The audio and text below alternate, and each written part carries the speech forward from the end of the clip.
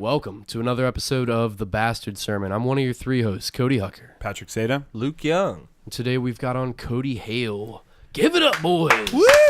Oh, you're all so kind. Nice to be back. I missed you all. Thanks for coming back, dude. You drove all the way down from Dayton, Ohio to get here. That's an hour drive. We appreciate you. Thanks, man. It's like a 45-minute drive, and you guys are worth at least like 50. Well, some dude just jumped off. Close. Yeah, some dude just jumped off the side of 75 and murked himself. Like You really didn't want me to get down here. Yeah, closed down 75. Did you have to take that way to get down here? Yeah, 75, but I was able to get off, I believe, at Paddock. Okay, so you didn't have to float by his corpse. I got you. That's good. So I messaged Luke the story because we sit right next to the highway at the studio, and it was just dead stopped for miles and miles.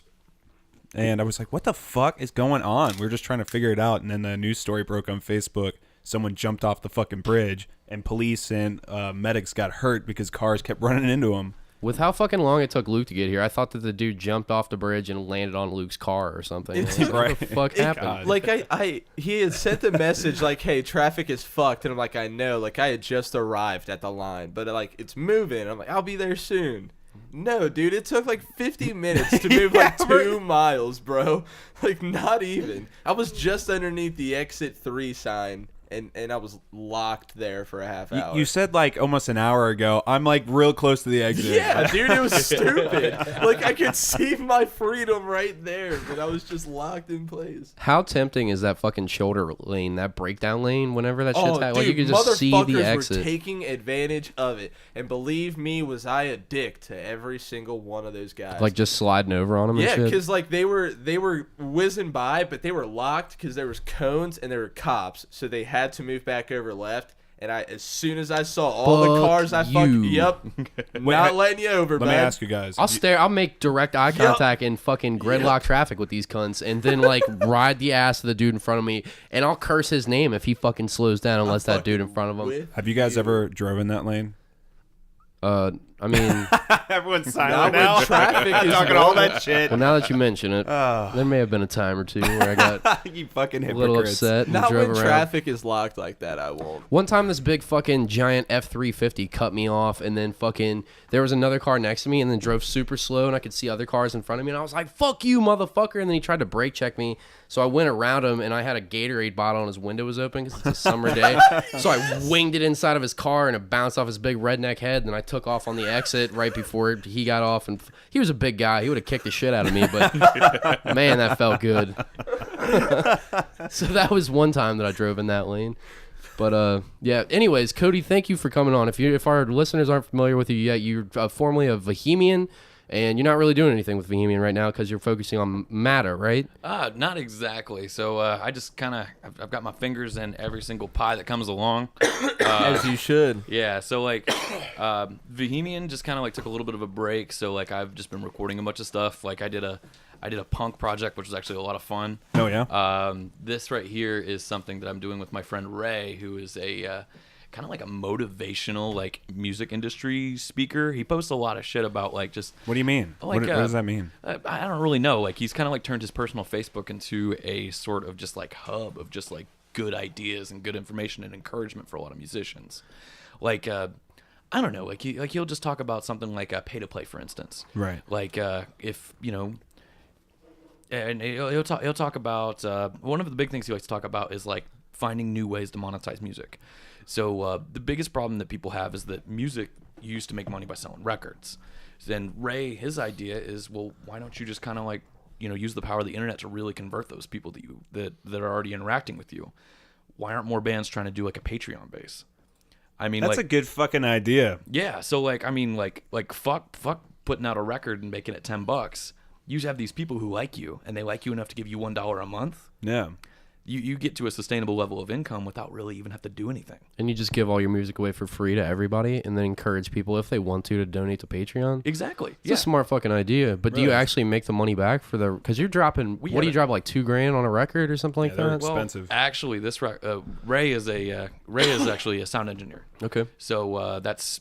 You know, a lot of bands nowadays don't even go to a big studio to record. A lot of bands are self-produced now. Right. So, you know, you cut out that middleman, and then dude, fuck a record label.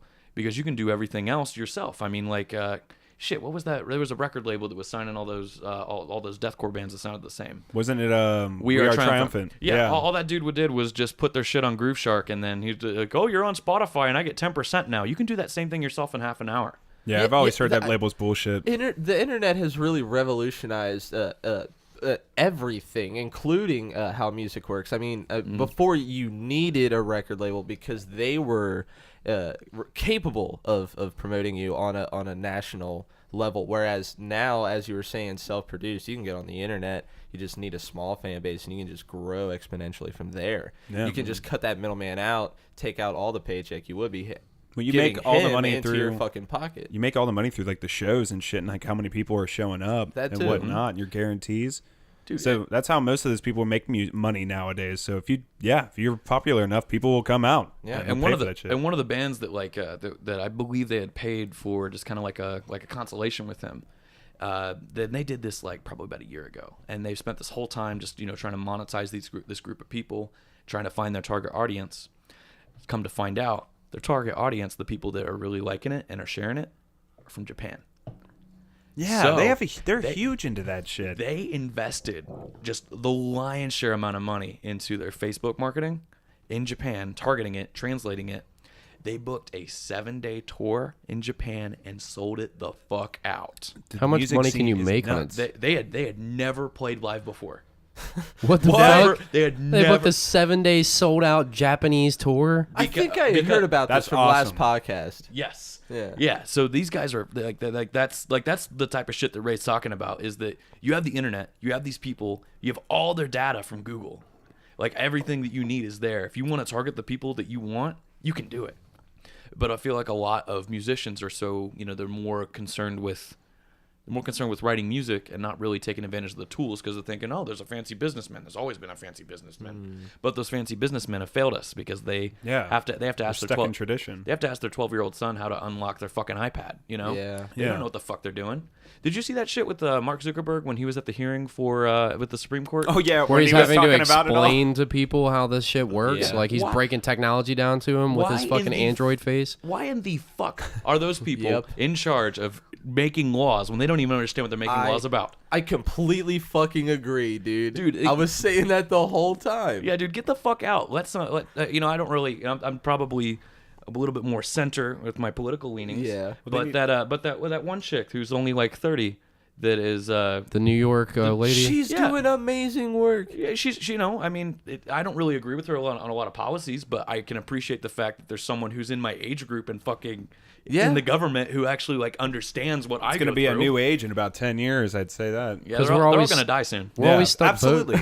You just got to wait them out, and basically, I mean, the thing is, they just need to shorten terms. Like they just need to shorten it, just like they do like presidencies. Like you just have a limit on how many times you can come back. I feel like there'll be a better idea. Let's just get rid of the presidency. Yeah, we don't need one guy. Let's just run our entire government on a GoFundMe. Yeah, that's a great idea. Yeah, let's Patreon. No, it's not because because you know who's gonna fucking contribute to the GoFundMe is the giant corporations. The Rothschilds are gonna do it. The Koch brothers are gonna do it. The people with all the fat pockets. You don't want a big corporate government? That's why you can't just let people have campaign contributions from fucking anywhere, because then it's basically like free, what's the word? Not blackmail, but free, help me out, boys. I know one of you has the word for it, where you pay for something, you owe a favor, whatever the fuck. Fuck you, Pat. You got to do. But basically, you're in somebody's pocket. Like, they can't ask you directly for a favor, but if fucking the Walmart company, whatever, Mr. Walmart contributes $100 million to your fucking campaign fund, to pull out, and Walmart leans a certain way politically and has certain things that they lobby for, then you owe Walmart those favors. Otherwise, you're not going to get that for your next fucking campaign fund. Exactly. Is that who's buying your pantsuits, Nancy Pelosi? Huh? Walmart? I don't know enough about politics I'm not saying Walmart's doing this specifically. I'm just putting a fucking... That's really where the that's where the libertarian idea kind of really falls apart, is that, when you let money run everything, then the people who amass all that money are going to have all the power, and they're not necessarily the people that know what's best for most of the population. So I think that we kind of have yet to find like that perfect balance of things, but this shit happens too fast. Everything happens too fast. It's going to be a long time, I feel like, before there's like a perfect balance. Yeah, I mean, we probably have like at least one dystopian future before we find out what's going on, you know? God. But speaking of Walmart and dystopian futures, they are doing this new thing now where they are completely taking out of plastic bags. This is probably really lame talk to Cody. Chris. But they make you buy 50-cent bags there that are not plastic at all, so they're completely phasing out with that. I thought that was really cool. I read that today. So you know what's bullshit about that? What's Aldi's that? has been doing that for like what, 10 fucking years? No one knows what Aldi's is usually. Well, you know Aldi's what? Fuck rules. those Everyone people. has like a whole misconception of the whole idea of Aldi's. Everybody's like, that's a dollar store. I don't want to go to some fucking dollar store. No, this place is awesome. Aldi's is German- cool, but it also sucks because it's like going to an amusement park ride. It's a maze. You go through the path, and then you're at the checkout fucking counter. It's like IKEA. That's not why it sucks. It's because they don't have half the shit that you need when you go there. You got to go that's to fucking basically what I Kroger meant. when you leave. That's why you kind of like just become like a scavenger, and you just like whatever you find, and you're just like, okay, I can make something. Don't get me wrong. I fucking love Aldi's. For the people that don't know, Aldi's is a German-based grocery store that came over to the United States and made a gang of cash by selling cheap, off-brand, fucking weird items from everywhere. And the items are, they look Off-brand shitty. cereal's the same cereal. It tastes fucking the same to me. I don't know what the difference is. Like I paying taste, paying their employees a livable wage. That's pretty cool too. Yeah. it's awesome shit. Sorry, I was taking a Snapchat. Let me hear this music though. Okay. Yeah, so this is your project. What's it called? This is called MATA, which stands for Make America Thrash Again. Yes. And this song is called Stake Driver, which is a weapon from Bloodborne. And I could write probably a dissertation on how much I love that video game. And I could tell that Japanese marketing that you were talking about went through on this video because of the titles in Japanese right in the beginning, right? Yeah, super cool. When are Mata hats going to be available? I don't know, man. Probably fucking awesome. probably when we get 200 patrons. That's a cool name. I like Right on. that. I do too. Nada. Let's hear this shit. Let's hear it.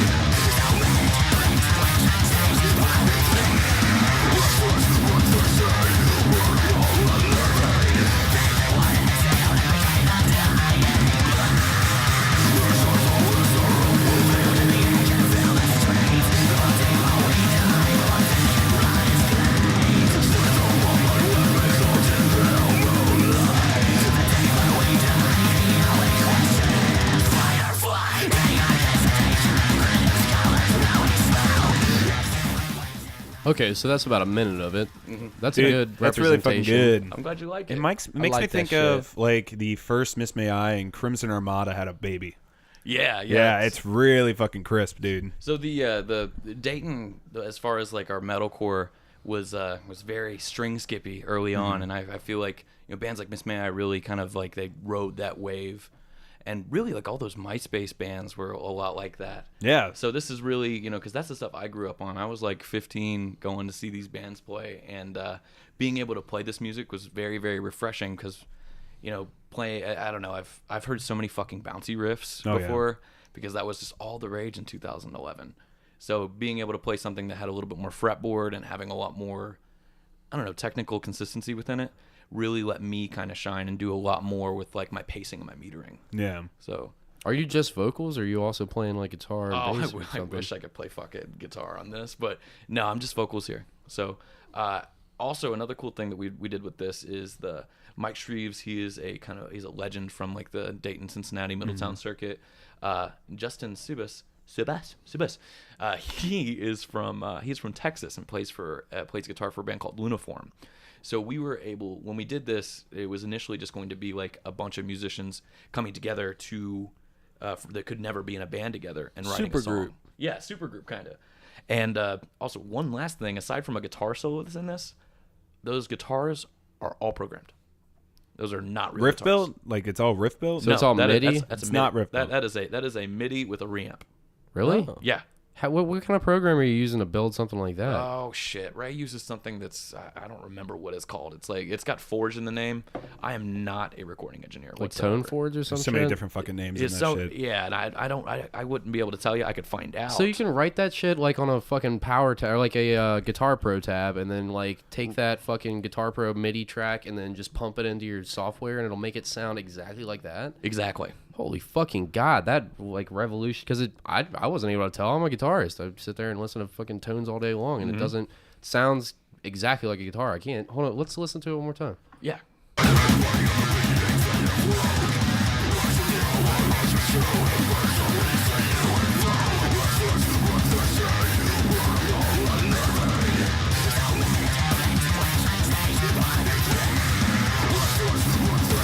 Dude, I can't fucking tell. Like, it seems like the drums are like above everything, so that it kind of like, if it does have some electronic sound to it, like maybe that's what's helping cover it up. But then it does like certain things where you could tell he's raised the guitars back up in the mix, and it's like it still sounds like a fucking guitar. That's crazy to me. Yeah.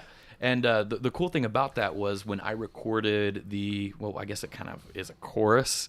I don't know, it's a little bit different, but there's a chorus part where I repeat lyrics, and the riff was completely different when I recorded it. So Ray was like, you know what, I don't really like that part. So he fucking changes it, and he does it in 5 minutes. Well, was it the same like tempo the whole time? Yeah, same tempo. He just changed the Then riff you a would little sound just fine like that whole time. That's fucking dope though. You Yeah. can just he must be very talented because that shit was really technical and that sounded really good. He's extremely good at what he does. I think we're like very lucky, like as musicians nowadays, to have access to such incredible quality sounding instruments and just programs like this to be able to like come up with this kind of stuff. And that's not awesome. not to mention the amount of knowledge that you can learn just from like Yeah. a YouTube video and Oh, shit like yeah. that. Like, you never need to go to fucking guitar lessons because every guitar lesson that I ever took as a kid is all on YouTube and by better guitarists than the guy that I learned from. I mean, the guy that I learned from was great. It's awesome to sit down one-on-one with somebody, but if you could just pay attention to a video, back it up, watch what he's doing, like pay attention, like write shit down. If you want to learn something, it's all right there. Like, it's fucking impressive the amount of like, if you want to be a musician, and how easy it is to get a hold of this information. Oh yeah, and that's like any topic too. Right. Like, why are tuition prices in college raising when all that information's online free. for free? It It's goes all back fucking free. It goes back to what we were talking about already about how like the internet's just revolutionizing the way that everything's being done. The people that aren't utilizing it are fucking they're squandering a tool that is enormous. I mean, it's changing the entire world. Like, why wouldn't you just be using the thing that's right in front of your fingertips at all They times? use the most powerful information tool on the planet to argue with each other about And share abortion. memes. And share memes. Okay, memes are a pinnacle of humor though. So that's fine. I appreciate the memes. I love memes. I love memes. I'm not mad about Give it. me but the memes. It's silly that like It's crazy that people that's are a thing spending though. all their day doing just that, just scrolling memes, and it's like you've got access to every bit of information that you could ever. Forget the fucking Library of Alexandria and all their goofy ass fucking 800 BC Egyptian knowledge. Fuck all that stupid shit. Like, what are you gonna learn from that? There's everything at your fingertips. And all, like your college education, fucking everything right there. And people are like, oh, look at my poop. Like, Look at the spaghetti I made for dinner. yeah, exactly. Like, they don't look at this meme. It's got a frog in it. Like, all right, I don't, whatever. That frog's riding a fucking unicycle. Yeah, exactly. So, Cody, Yes. let's get into something that you said last time on the podcast. You said you loved eating ass, and that there's nothing wrong with eating ass. Okay, you can eat all the ass you want. It's an all-you-can-eat buffet. Go for it. Why not? But at the very end of the podcast, after all the detail you threw in there, the fucking shit, you said it's just a joke. I'm just kidding. But he didn't say it on the air. He waited till the mics Yeah, he were waited off. till And the then mics were off. he was like, boys, I made all that up just for you guys. And me, Luke, and Pat looked at each other like, get the fuck out of here, dude. All right, so two things. Number one, it wasn't about eating ass. It was about having fingers in my ass. So, Oh yeah, that's right. Oh, My shit. bad. Oh, God. Oh, God. That's electronics. We're all going to be electrocuted to death because Okay. of Keep that. going. My bad. Okay. I got okay, so that's number one. Number two, you guys had me come on with someone I did not know. His name was Gabe Kroger, correct? I'm gonna clean all this up. Keep talking. Okay, so have you guys ever shown up to like a fucking menage a trois and you had the smallest dick there? That's how I felt next to Gabe. Like you're just like, what do you guys do? You know, it's just like, oh, I make monster noises, and Gabe's like, oh, I'm a photographer, and I've got published books. and I've got that are on published Amazon. books. Potentially, I'm a serial killer. Oh shit, you're gonna have to edit that out. If you're Sorry. mad about that mix up, that was Patrick's idea. He planned that team up. After that episode, me and Luke just looked at Pat and we were like, no more random guests. We're not just combining people together and seeing if it works out. They got to be related. And Pat was like, come on, let's just throw them together and see what happens. Like a squirrel It was a and fun episode. squirrel and a wolverine in a cage. It was a weird experience, but was a I fun fucking love that episode. dude, and It was a fun time. it was a good time. I thought. And we had to cut that thing out of the episode. We already talked about it on one of the Yeah, we already things. talked about it on the anniversary episode. 1 year anniversary Oh, episode. shit. So the thing that I cut out, I was later just like, fuck it. I'm just going to tell him because I'm like, here's a little background on what happened on the episode. And then you said the Ted Bundy thing that pissed him off and he left real fast afterwards. It was still good time talking to you both, but like you guys did not, it was like oil and water trying to get you I guys. had no idea that was going to hilarious. happen. Oh, you know, and I was kind of sad about it because he ended up blocking me on social media, and like, He blocked you? yeah, he blocked me, and no. I was very interested in learning about the publishing process because I've got a pen name and I write on No Sleep Reddit a lot, but yeah, so like I was interested in finding that out, and I was really kind of sad that I rubbed him the complete wrong way, the complete wrong direction. So, but I mean, you know, you live and you learn. I'm sure that there's plenty of other people out there, and there's limitless amounts of information on the internet I can fucking find. But yeah, I was kind of sad about it. I was just because I was like, yeah, this guy's cool, and Shit happens, dude. Fuck it. Who cares? but yeah, just because, you know, I showed up to this menage a trois and I had the smallest dick there, I felt like I had to make something interesting. So I'm just like, y'all, I like fingers in my ass, and you guys are like, oh, this is cool. So I was able to get a little bit of attention. I there. still can don't I be fucking honest? believe you. I don't buy this at all, Cody. I think you were telling us the complete and honest truth that whole time. No, it was not at all. Not at all. So, actually, one time, oh, fuck, I probably can't talk about that. Damn it. Is it Why more not? about play? Because it proves our point. No, it's Just kidding. it's like the opposite of it. It's like the opposite of it. How much you hate fingers in your butt? Now you're gonna go It's now like- you're gonna run in the opposite direction. No, it's just that I don't know who's gonna watch this. Like my grandma might watch it or something. You know what? Fuck hope it. she Okay. does. So one time I was having sex and a woman was on top, and she was like just trying to get a Pegging little. you She was, in the no, butt. No, she was trying to get a little bit of leverage, right? Doggy Okay. style. She's trying to get- she's Just trying to the get- way you like it, She's trying to Cody. get a little bit of leverage, you know, and she's riding, and her finger placement just ends up on my fucking taint, and it was the most weird experience I've ever had in my life, and I just fucking clenched up the whole time, and she thinks that I'm about to, you know, bust my hoo-ha or whatever, and she goes faster and harder, so she ends up just like fucking rubbing my fucking taint harder, and ever since then, starting it's- a fire? Yeah, like starting a fire. And ever since then, I've just been kind of like a little worried about any time something gets close to my taint. Dude, it's like vulnerable, isn't It's it? very vulnerable. Whatever, rookies. That's a great spot for your finger to be at while You're saying that things you are happening. you have Not in my massive bunker. hemorrhoids right Let's- now, let's Cody. fucking You so much turn the finger blast in tables. that asshole. Let's turn the tables on Cody. Let's talk about your butt experience. I don't want any fingers in my butt. I've never tried it. I mean, maybe Would I'll, you? I wouldn't Sure, a want finger. Why anyone's. not? I wouldn't want anyone's finger in your asshole, dude. They would probably pull it out and it would be bone. It would just fucking melt off from whatever nuclear waste you have trapped behind that steel door you call an asshole. Bud. Right now, I don't know if our YouTube listeners can see it, but Pat gave me a nice Halloween blanket to sit on because I've got some powerful fucking hemorrhoids right now, boys. Like, talk about bad asshole things today and yesterday. I've been afraid to shit, guys. I've been Because you're gonna bleed. fucking terrified of pooping because it's not even You're scared.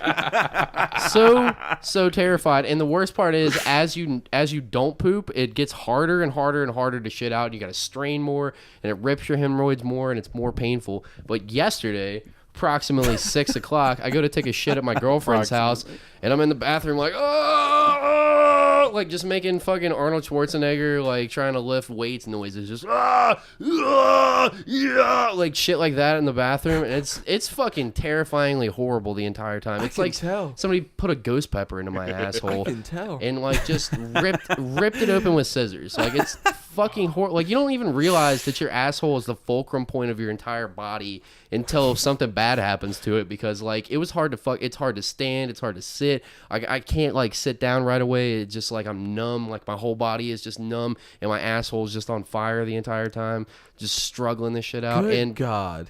I've been waiting to poop all day today. You foul beast. And I was like, I have a podcast today. He's a Like, I don't want to monster. poop. And my girlfriend's like, just take a shit. You're going to make it so much worse on yourself by not pooping. And I was like, so I would get home back to my house, and I got the Preparation H in one hand and the Bible in the other hand. I'm not a Christian, man, but I mean, you're taking the type of hemorrhoid poops that I'm taking. I mean, you might find Jesus in the bathroom. So I'm in the bathroom, and I'm struggling this one out, and I'm holding to the sides of the fucking toilet and just, like, lifting and, like, trying to different things with my asshole, but nothing's feeling good. Like, I don't know if you boys ever have to spread your butt cheeks and, like, make your butthole bigger to get a I've poop never out made sometime. audible noises trying Wow. to take a shit. It was fucking horrible is what I'm getting to. And then there's blood. So then the worst part of it, It's healthy poop blood. the worst part of it is I know that I'm not done shitting. Yeah. But I can't shit anymore because I'm gonna fucking, like, I'm just never gonna stop crying, and I'll never be able to get to this podcast today. So I just gotta cut it off and just hope for the best with whatever else comes out. And I've been at my girlfriend's house the last couple of days with this problem. She's got a kid, so she's got baby wipes, nice cool baby wipes on your hemorrhoid butthole. Searing asshole. Yeah, on your like, you just like you use seared them all? ahi tuna asshole. Did like, you use them all? So I'm at You ran my out, house Allie, with this you ran problem. out. No, I'm at my house with this problem now, and there's no fucking nice, cool, refreshing wipes. There's dry ass fucking sandpaper, like Fucking 2-ply. Aldi's brand toilet paper. And I'm just looking at the toilet paper like it's not happening. And I run past the fucking I'm at the downstairs bathroom, so I run past, butthole clenched up, trying not to get poop on my undies, like Are you pants holding up. your ass? Run past Allie in my room. I was like, I gotta get in the shower, like tears in my eyes. Run upstairs. I live with my grandfather. My grandfather's in the shitter, and I'm like, oh God. Oh God, like actually, like, oh Jesus, oh God, because it hurts so much, and there's just shit burning in my butthole. So I'm like, and my grandpa's like, Cody, what's the problem, Cody? And I'm like, I don't want to talk to anyone right now. I just need to get in the bathtub. I got hemorrhoids. And he's like, Cody, all right. He can't hear, so I'm repeating myself, and I'm sweating, just like drenched in sweat. Like, oh God, please let it be over. And just like fucking crying, because my plan is to get into the shower and turn it on the fucking garden hose setting, because I got one of those nice, like, and just spray the butthole out, right? Because I don't want a finger in there, no fucking toilet paper. Like, I'm just going to spray it out. And I'm in there, and then Grandpa gets out, and he's like, you all right? And I was like, hemorrhoids, and I slam the bathroom door. And he's like, oh, Cody, you got to treat that. Standing's bad. And he's like trying to give me hemorrhoid advice for his hemorrhoids. And I'm like, just shut the fuck up. I'm trying to suffer to death in this bathtub. And then I'm in the bathtub, like, this is a bad sight, but the fucking just spread cheeks, like one hand holding the cheeks open, one hand holding fucking gross. holding the fucking shower head and spraying my butthole out, and there's blood coming out and hair and chunks of You're a poop. monster. You're a fucking monster. It was like the Psycho scene, but in color. It Just should not have come water. in that order. You were telling a shit and hemorrhoid story, and you went, there was blood and then hair. There wasn't shit and No, there was blood. blood. There Shit wasn't hasn't come blood out and yet. shit. There was shit. Then there was blood. I've never had. There was blood. Then there was hair, and then shit followed after. I've never had Wow. to clean my asshole out like this, so I wasn't prepared for what was. It was Oh like the my Psycho scene in the God. shower, and in color this time. And there's blood running into the drain, and I can hear the music, whip, whip, whip, like playing in my head and shit. And I expected like crumbs of poop or something, but no, dude, fat old fucking chunks of poopy just going down. And now I got to deal with poop. Now I got to deal with poop in my drain, and I'm kick stomping it into the drain. I'm using the garden hose setting to spray it into the drain. the fuck I'm up. not making a word of this up, boys. Spraying it into the No. fucking drain. And my asshole's on No fire. shame. And I clean the rest of my body off, and I'm in tears, and it's fucking horrible. And then when I shut the water off, I can hear that my grandpa hasn't stopped talking to me about hemorrhoid advice. Cody! He's in there like, Cody, you got to treat that. Standing up like that, you're going to die. You're going to die of hemorrhoids. And I'm like, nobody dies of hemorrhoids. Please leave me alone. Please. He was like, you got to go lay on your stomach. And I was like, I'm trying to kick stomp shit into the drains.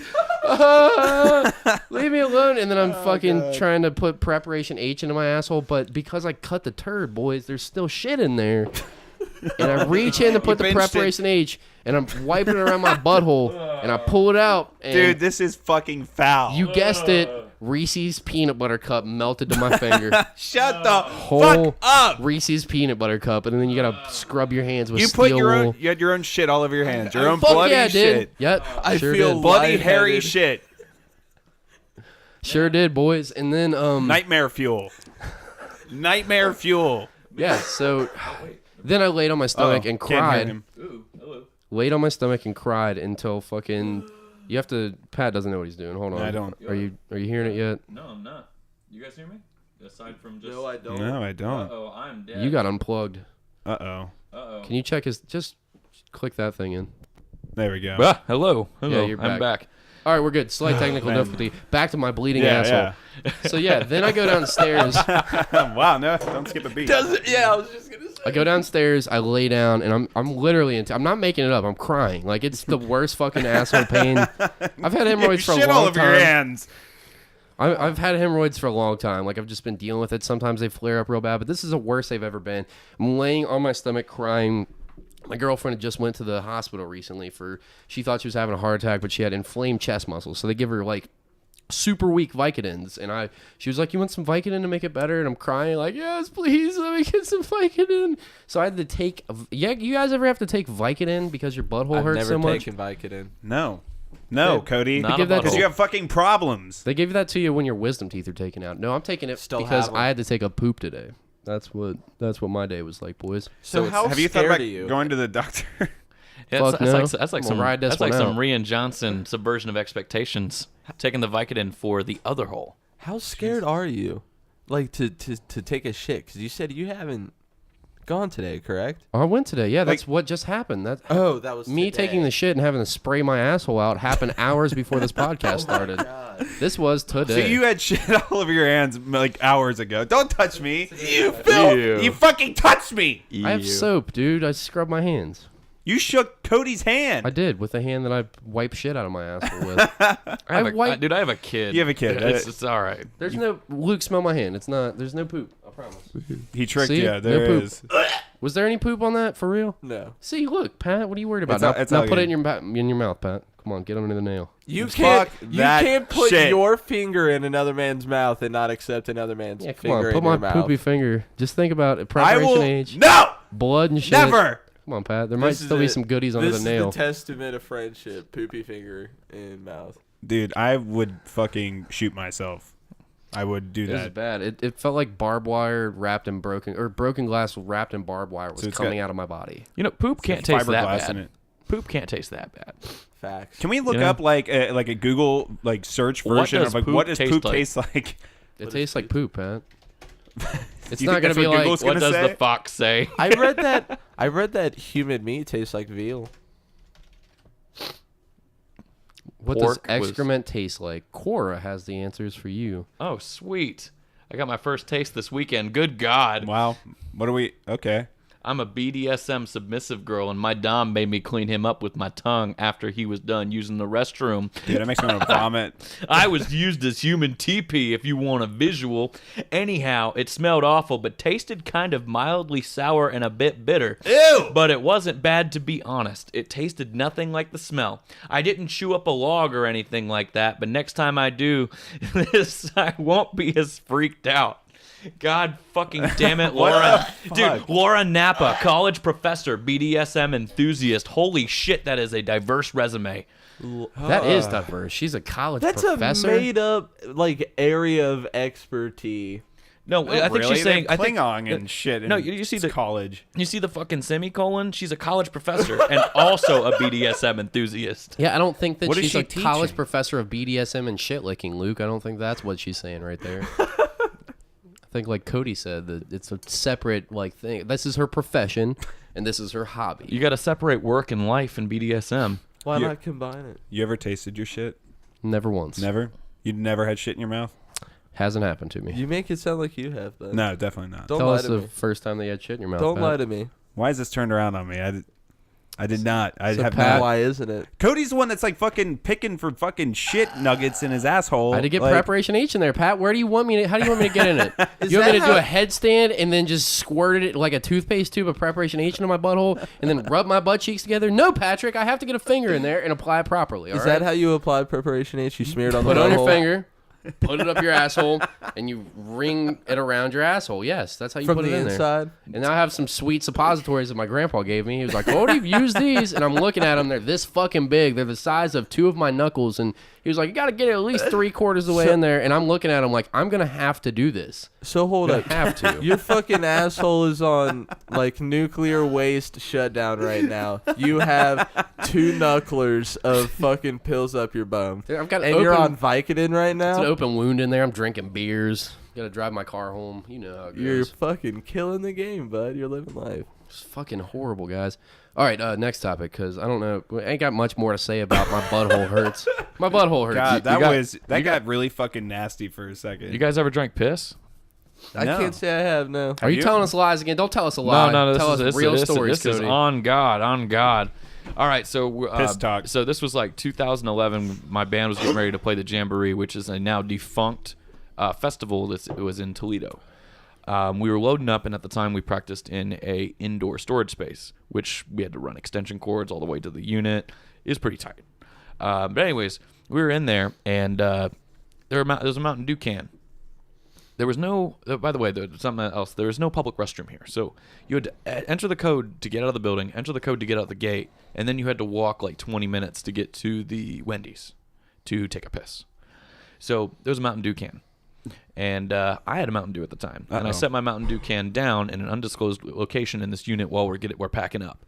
And so I just taken like a fucking base cab and stuffed it into my Buick Park Avenue's back seat because that's a fucking thing.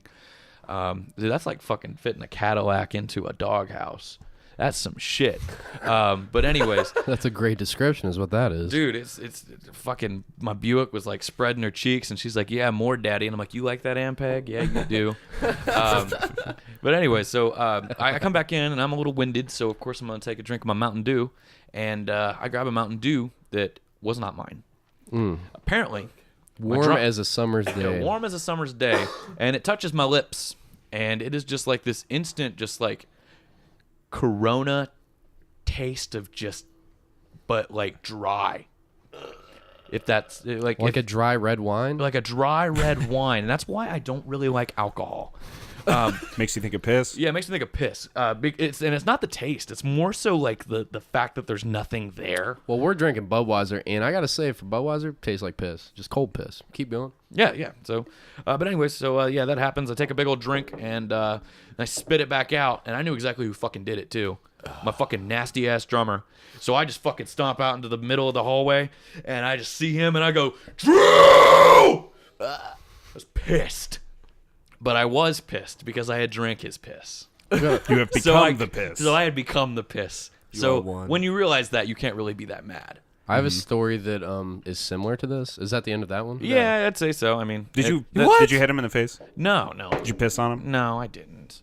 Because like You didn't whiz the he's can nasty, and I knew it. You know, that's like that's where it was going. Like you were gonna whiz like the you can knew what at you were him. getting into hanging out with him. like You might like, drink his piss. You like sign a contract, you know, like you sign up for some experimental surgery. You can't get mad at the surgeon when you go blind, you know. Yeah. It's like the terms I and can get mad at my conditions. friend if I drink his piss. For sure, I can get mad at him. Even if it's my fault, I'll still be mad at you for it. Do you have a friend that's that disgusting though? So, let me tell you a story. Yeah, let's hear a Who story. fucking pisses in a goddamn can though? Oh, in a There's can? a bunch It of was a bastards can, it here, was- bud. In a can? It was a Well, can. Let's tell you a man story here, buddy. All right. Sit down, little Cody. So my brother Sean, he's my best friend, whatever. He's like family to me. Sean I hung out with motherfucking him a lot. Moore. Yeah, I used to hang out with Sean all the fucking time. And when he was living at his aunt's house or whatever, like aunt was never there. He would just live there with his dad, and he had a room upstairs. And we would all go over there and party and shit. And in his room, he would like just be up there, you know, smoking pot, not leaving the room for hours at a time because he's playing video games, and he's, I don't know, we're probably like 19, 20 at this time. And he had Gatorade bottles that he would just fill with his piss and leave on the dresser instead of like Dude, that's walking some hoarder all the way shit. down. Who does that? Instead of I've done that before. Instead of walking You've all the done way, this. instead of walking all the way downstairs to the bathroom and having to pause your video game and then walk all the way back up and then oh no, I gotta piss again. Nah, fuck that. I got this fucking Gatorade bottle. I'm just gonna fill it up. So he lets like 3 Gatorade bottles fill up and stack next to each other. And Sean's fucking Shut the fuck up. Sean's gross as fuck at this time. All right, I hope that he loves that I'm telling this story. But he was gross as fuck, so like he would just leave this shit there and never clean it up. So and it got hot as fuck in that room, dude. Hot as fuck. That room was puke. like a This episode sauna. makes me want to puke. Room was like a piss sauna in there, but they were sealed up. I mean, they weren't open. It was just like if you walked in there, you could probably see the Gatorade bottle is full of boiling piss sitting on the dresser or whatever. It was like hot direct as fuck. sunlight or And some shit. He wouldn't hang out in there at a certain Because point. it smelled like piss. No, he just Probably. had bottles of piss up there, and we had Where a party. the fuck did his toilet go? No, there was a toilet downstairs, but we had some party Probably spotless from never being used. where my friend Josh comes over, and my buddy Josh Sweeney comes over, and he's hanging out with us and getting drunk, and we're having a good old fucking time, and then like.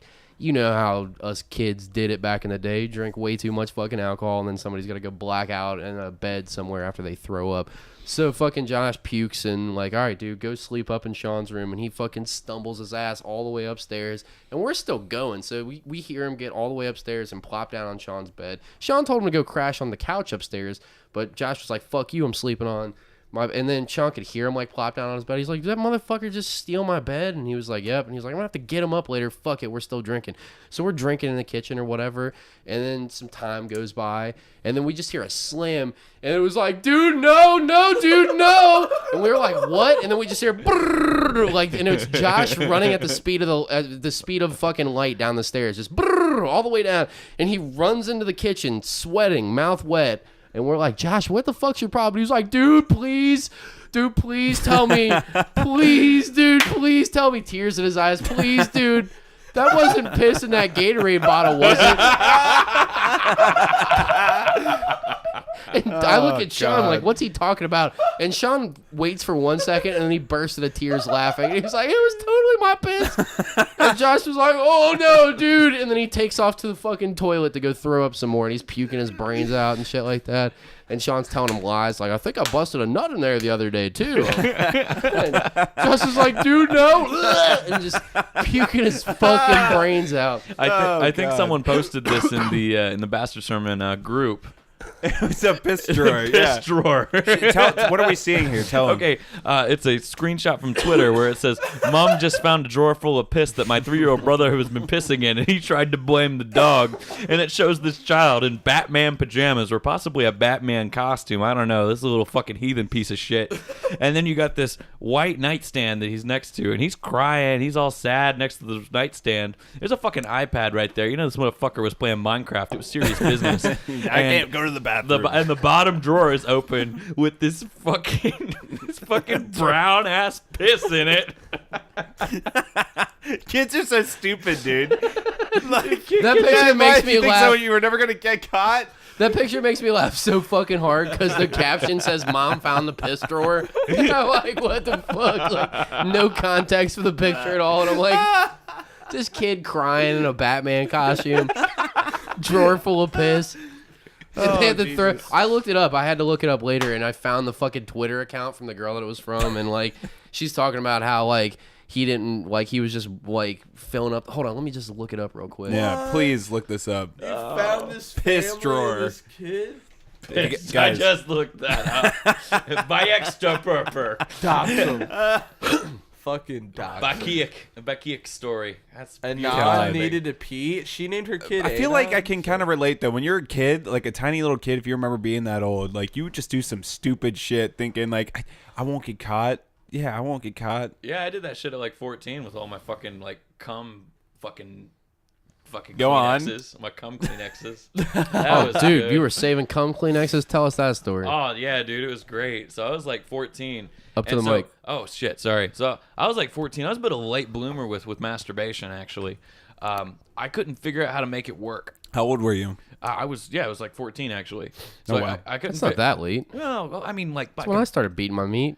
dude, I've heard so many people talk about like, oh, I've been beating my shit since I was like 9. Since I was 2. Yeah. Yeah, and I'm like, Early. yeah, I couldn't figure out how it worked. But anyways, I figured out how it worked, and so that was a really good summer. Lots of bathroom time. Lots of bathroom time. Potential hemorrhoids. Yeah, lots of potential hemorrhoids for sure. But yeah, and so I was just beating my shit, Cody. and was just using all these fucking Kleenexes, and instead of throwing them in the trash and like being discreet about it, I just hid them behind my bed. Like, just be like, this Just is my discarded secret. them behind my bed. You had no reason for this. Had no reason to do this. It was just pure laziness, you know. You bust a nut, you don't feel like doing nothing.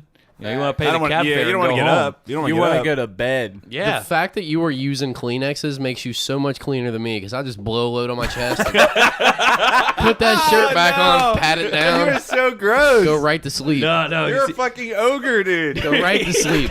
Wake up with my shirt glued to my chest, like not take a shower till tomorrow. Still, Dude, I've learned so much horrible like, things. "Bleh," and then all over my chest hair, like, well, that's not getting cleaned up till later. See, what if you didn't Pat sl- that on, motherfucker what- down. What if you didn't sleep with a shirt on and your actual like your sheet that you slept with, like your fucking comforter got stuck there, and so you just wore it as a toga that day? That'd be tight. So Sounds I like was so experience. lazy. One time I would beat off in this chair that was like it was made of some material. I'd You take my beat loads. off into the chair. No, I was sitting in the chair and I I'd believe beat it, off. though. Okay. And the chair was made out of this like weird absorbing material, and I just had a side of the chair that I just wiped my cum on. And it got to a point. I was probably 15, where I was Shut looking the at that fuck chair, up. and it had this big brown snotty just jizz like fucking growth coming out of it. There's probably a Like mushroom plants growing out of it. and I thought, You created a fungus, son? I don't know what it Created an was. ecosystem. But I took a serrated knife that I had, my dad's serrated knife, and I tried to like scrape the cum off the chair, You're disgusting, and dude. it was like embedded into the chair. So it got to a point where I had to saw the fabric off and then duct tape over it. And act What like kind I of didn't know panic what are you happened. going through where you have to like You scrape duck- this shit off? Like, You duct taped over it? No, I trimmed it first and then I duct taped it. Oh, if I Jesus. ever had a computer and I had a son and there's just a patch open and it's just gone and there's duct tape, I'm asking everyone in the house like, hey, what the fuck is Oh, up no, with it's the my duct room and tape? my hey, someone chair. come on my shit. Okay. It was my room and my chair. So like my mom didn't give a fuck what I did to my stupid possessions. So, Never asked you about the duct tape? No, what- but what's wrong with your Sean chair? did. Like, Sean what- did before. This is why now I remember why I trimmed it off, because Sean sat down and he looked at that and he was like, "Is that fucking jizz, dude?" And I was like, "No, that's like I spilled Skyline there, and I was I'm eating just- some cream of wheat. I'm coming up with lies at the speed of light. I'm like, what had happened was I spilled oatmeal and I'm sweating through my shirt. And as soon as he left, I'm cutting it apart and getting scissors and bleach and all kinds of You're stuff. fucking crazy, dude. All right, so What the fuck? the Kleenexes. Go on with the Kleenexes. The Kleenexes. So the Kleenexes. So I'm beating my dick for like 6 times a day for like this Like entire raw? summer. Work Dude, it, daddy. constantly fucking beating my shit. And then first 6 day, times? yeah, dude, 6 times a day, sometimes 7. And then, dude, and it didn't matter. Like if it was like a Kings Island day or something like that, like a big tree, I'd go home and do it 6 times in a row. I would Diligent. normally spread them out, but man, I got to get those wanks in. Anyways, so And then the last bits of cum are all just water. Like no, no, like, I've it's been like there. it's like dust. It's like There's nothing left. A plume of semen. But anyway, so these Kleenexes, they stayed there, and I pretty much kind of like forgot about them, even though I was doing this 6 times a day. I forgot that there was just like this fucking This amassing issue you have been issue. avoiding. Yeah, like half my DNA is down there. Meanwhile, your bed is being raised up by the amount of tissues underneath of it. Getting What the sleep fuck? normally. Got a mountain of tissues coming up and falling out from underneath the bed. So first day of school happens, right? First day of school happens, and I go to school having a good old time, you know, just being a fucking loser that beats his meat 6 times a day. Beating off in the stall. No, at did school. not. I actually could not beat off standing up until I reached adulthood. Just couldn't do You it. always had to lay down? Always had to lay down. It was always Difficult for me too. Yeah, see, it's like that weird angle. You're used to it. Anyways, okay, but I get home, and my room is fucking spotless. Uh-oh. My mom had cleaned my room, and my first thought is, holy shit, she found my babies. So I pull my bed out, and they're fucking gone. I didn't talk to my mom for 8 months. Just, did how she did you find avoid out? talking to your mom for 8 months? I just didn't say anything. She'd ask me, "How was your day?" I'm good. Good. You just turned Wait, into... she didn't even say anything about it though. Nothing. Not a She word. probably thought you were just sneezing and She just thought I waving was on- sneezing. She thought I was sneezing. sneezing Nah, and she was being cleaning a up your good mom. She was keeping her mouth shut on an awkward subject. Dude, what if it was like my stepdad or something like that? Like he saw like Oh, the he fucking would've pile outed underneath you. it. He's like, dude, He would have outed What you. the fuck? Oh, he would have outed me. Yeah, Oh, he would have. He would be like, "Hey, dude, That what the fuck, motherfucker. man? Do you ever What's get going caught on?" by your mom? What? You ever get caught by your mom? Like masturbating? No, Yeah. no. My dad walked in, because at my dad's house, my room was connected to like where the bathroom's entrance was. As weird as that is, but yeah, my dad walked in and he just didn't like. He walked in and I'm just sitting there with fucking shit, doing my thing. I stopped, and then my dad, all he does is, well, my dad goes. And then he goes and he pisses and he goes away. And I just go back to doing what I was doing. But yeah, that was about it. I think I might have just because I was just like, what the fuck are you supposed to do when someone like sees you with your dick in your hand? It's awkward. I mean, it's like mortifying, you You know? scream Look him at in them. the eye and finish. You lock eyes. You scream without uttering a word, and you just keep going. Look him in the eyes and finish. Cody Yeah. has he said it like twice already in this podcast, but it's the funniest story I've ever heard about him getting caught by his brother masturbating. Are you gonna make me tell the story again? All right, No, I mean, we listeners, don't have you've to. heard We this don't- story a thousand times. You can tell it off air if it's already. Yeah, we been can done. tell My it brother off air. caught me beating my meat, and it was a whole thing. But Yeah, I've we been don't have to caught get a into few times. My mom caught me one time. I used to go into my mom's room and beat off underneath the cover. I don't know What? why I would do this in my mom's room. Go into my mom. No, now I remember why. Actually, What the fuck, There was a Cody? DVR. There was a DVR in my mom's room. There's in the fucking the house computers downstairs in the fucking living room. I'm not beating my meat with my 4 other siblings, my stepdad and my mom, like just in the house, like, and I got a beating off, looking behind me and shit, like I'm fucking committing a That makes it more felony. exciting. Oh my god. Yeah, so What are you doing in there, Cody? Nothing. I did end up doing that and get caught once too. I'll tell that story next. But so I went into my mom's room, knew that she had the DVR and the HBO. So I'm going to HBO. I'm flipping through all the shitty like sex things that you can, and it's always the worst, like real sex. The most disgusting fucking people that you've ever seen are on real sex, and I'm trying to beat off to it, and I'm all. Even as a kid, like you're getting boners from nothing. It's still like raw lunch meat, but you're 14. You got to work it on out. flopping a little In there, floppy. and I'm under the comforters on the edge of the bed, just trying to work it out. DVR on the other hand, trying to watch the door, and I'm getting there. And then as I'm getting there, my mom walks in and just runs up into the room, and I'm fucking turning like. There's real sex going. There's the DVR remote in one hand, my dick in the other, and my brain was like, oh, mom's here, real sex, DVR dick, like, what do I do? What do I do? And I just changed the channel super fast, hit last on the remote, and it pops over to fucking Ham on the Street. I remember it vividly. It was this TV show called Ham on the Street, this big fat fuck teaching you how to fuck? cook shit in a microwave. And I was like, oh no. Yeah, dude. And my pants, and I would do the fucking flip your dick over the thing, so my pants aren't down, luckily, but my dick's in my hand, and then like it's like. You mean you pull your shirt over it? So no, the elastic is like underneath, like the balls are under the elastic and the dick's over it. So I'm like this, and then DVR remote, and I'm looking at my mom, and the covers are over me, and it's not completely obvious what I was doing. She was like, "Hey, what are you doing?" And she's like talking, grabbing stuff. "Hey, get out! I got to do something." I'm like, "Yeah, get out!" And I'm like moving the covers around, like trying to slide my dick back into my pants, like while maintaining eye contact with my mom. And I got away with it. I don't think she ever knew what I was doing, or if she did, she at least kept her bitch mouth shut. But I'm just kidding. I love my mom. But I got away with it somehow. It was like a Scooby-Doo mystery. Man, that sounds like the plot of a Jacob porno did video. get away with it, and it wasn't for them damn kids. God, you're so good at putting me in your position. I feel do you like. mean? Just like you tell the stories so well whenever you tell those stories, and they're just really fucking funny. Well, they're Beautiful. seared into my brain forever. Like I just like remember them. I got vividly. caught early by my mom, and whenever she caught me doing something weird she didn't want me to do, she would tell me like a catastrophic consequence to doing it, so I'd never do it again. Grow hair on like your when I eyes. flipped my eyelids backwards, she would say my Ugh. eyeballs would fall out. They would never come back in. That's horrifying. Yeah, she said my dick was gonna fall off, dude. So you were, What? but they didn't stop you. You just tape around the base and Nah, keep I was going. like, let's fucking find out. I mean, it feels too good to stop. Man, I'm gonna have to deal with that one day. Yeah, what are you gonna do when you walk? Like, let's say you walk in like years from now, your son masturbating. What do you honestly And say? his dick's bigger than yours. You're like, son. Dude, I'm gonna be stoked. No, not really stoked. God, that's fucking weird to say. I will be proud of him. Be proud of him, and I'll make sure that I'll let him know that, son, with great power comes great responsibility. Son, I'd high five you, but I know your hand's sticky. Yeah. I'm probably gonna be like this weird combination of like Uncle Ben from Spider-Man, but also like fucking what's his name's dad in American Pie. That's a good dad. Yeah, that'd be That's a great good dad, dude. That'd be a great dad. Where I'm just like, Until you get killed and you have to be avenged for the rest of your life, but your son is a fucking superhero. yeah, he's like Spider-Man, one but he universe. uses his dick to swing from. Ouch. Yeah, Perverted Pulling all your Spider-Man. I fucking like it. perverted Spider-Man. Okay, but Can anyways. you imagine that? But Yeah, that's what I'm.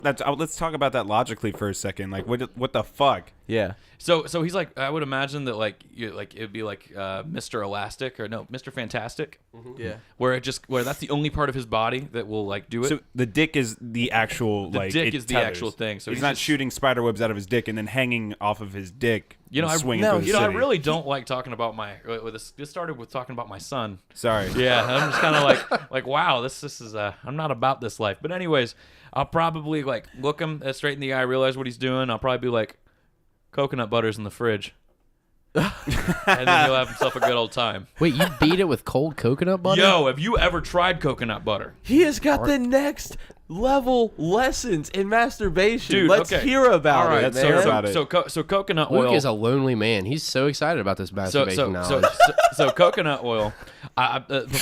Really, God damn. That's how you took it, yes. Can we all appreciate how excited Luke just got for coconut butter? Damn, Luke, I feel... Can somebody... Not what I meant. Are there any female listeners out there that think Luke's cute? Help Shut him the out, fuck please. up. Hit this man up. All right, keep going, Cody. Oh, okay, but the cold is more so just for ease of application Kill because you can kind of myself. just get like a two-finger, Tonight. a two-finger amount. But anyways, Double knuckler. double knuckler. Yeah, double knuckler. No, but it's fantastic. You all the goodness from Vaseline, but without the feeling like you've got debris stuck to your dick when you put your pants back on. Ugh. You know, like it comes off easier. It's great. Yeah? and it lasts longer too. Because you use like something that's like water based, you get like 3 minutes in, and you're just like, oh, where'd it all go? You know, like Lubriderm. Lubriderm's terrible with that. You beat your dick for like 6 seconds, and then your skin has absorbed everything, and you're just back to dry. You know? I hate it. Yeah, it's terrible. I'd rather just dry hand David. Like, Yeah, I don't want no fucking... Exactly. Because then you got to keep reapplying it, and you never get that. It's so fucking annoying. Coconut oil, not a problem. All right. Wait, coconut butter or coconut oil? Shit, sorry, coconut Are you butter. saying? Do you guys use like lube like every time you jerk off? No, No, never. it's like a special I'm telling occa- you, it's like a I special don't. Special occasion. occasion. What like Special what's a occasion. special occasion? Treat Like I just got a yourself. promotion You- at work. I'm getting the coconut butter out. No. It's more like it more so just kind of happens. Like special occasion is probably the wrong word, but you ever just have a really triumphant dick where you've got to take a picture to document it? That's usually the time when you've got to get the lube out. Do you take pictures of your dick when you? Occasionally, if it's a good one. But I'll save that shit for later because some days, like. Hold you know, on, are we all liars here? Everyone at this table takes pictures of their dick sometimes. Come I on, have for sure fucking taken liars. pictures of my dick, but I've never like good dick day. Not Dude, like I have it's good- not I have like good good dick hair days. day, you know. Like I have that. good dick days. There's this one where like I took my fucking leg and had it up, and like I took the picture underneath there, so you get a bottom part of the ridge. But I just had this fucking mighty amount of curve, and it's great. You know what sucks though? Mighty My- curve. My nightstand was in the background, and there was a picture of my son just looking really Awkward. disappointed. Oh no. So I cropped that part Jesus. out. I cropped that part out. Never to be Jesus seen again. Christ. Never to be seen again. Yeah, it's like in the 40-Year-Old Virgin when he was turning the pictures down of like Yeah, the lighting Pope the and candles and shit. Yeah, ever since then I've always turned the pictures of my son down. Dude, I've only got one good dick pic, and it took me 7 hours and fucking 9 years worth of work to get the one picture where it's like, all right, finally that one Were looks you sort of all right. taking it for yourself? No, I've sent it future to you. He was having a good girlfriend. dick day. You have a good dick. You were day. sending it No, to someone? because every time I think I'm having a good dick day, I take a picture and I'm like, it's so sad looking, and then I delete that shit immediately. But it's sad always dick. yeah. Every time I take a picture of it, I'm like, how did anyone ever fuck me ever? Like that's pretty much my entire reaction. Every dick picture that I look at, I'm like, God damn! I Like, how can is this? only imagine it's as sad as your asshole. Oh god. Nightmare fuel. looking at the ground. and for, Nightmare fuel. and for our lady One for, teary for our eye. lady, It's for our got like lady a listeners. thick base like on the front of it from the radiating heat of your asshole and tape. for our lady listeners, these good dick days and these good dick pics. It's just like how when you take a selfie, there's like 60 selfies that didn't make the final cut. Yeah. Yeah. That's all my dick So you pics. take That's 60 all dick pics to For find the one perfect dick pic. one perfect dick. You think Perfect that's dick so? pic. So you see all those women online that post like all the pictures they get from like random message requests on Facebook or some shit, and it's like a dick pic. You think that's the same thing they're doing? Like that's I'm Like having they a had a good really dick good dick day. day? She needs to see this. Actually, I think that most of those guys are borderline sex offenders. So Facts. Yeah. I feel like the kind of guys, and this gets into something I want to talk about really fucking bad. Let's hear it. You know the fucking TikTok videos? Those are so cringy. Let's fucking talk about They this. make my butthole So like, tight, there's dude. people out there that just make all kinds of fucking TikTok videos, and it's so fucking What cringy. is it? What is TikTok? It's like, I don't like, you play music, I think, to it, but it's like only there's only 3 types of people. Like 11-year-olds, 20-year-olds who want to date the 11-year-olds, and then 40-year-olds who just want to fuck the 11-year-olds. It's shit like that. It's just fucking weird, and that's exactly what it is. There's a couple of hot cosplay chicks on there though. I haven't noticed. You So haven't far, seen I've them? only seen shit like this. Now, heads up, you're about to hear some serious cringe. What I have here is the kind of guys that would send dick pics to people. They would have like a before picture where they're like an incel looking ass motherfucker, This and they dude put their hand is up to the the. definition of an incel. They put their hands up to the camera and then show how badass they are. Cringe alert! Ronnie Radke's about to play a couple times. Go on. I'm so stoked. Girls like bad guys. I have this question for a real long time. I've been a bad boy and it's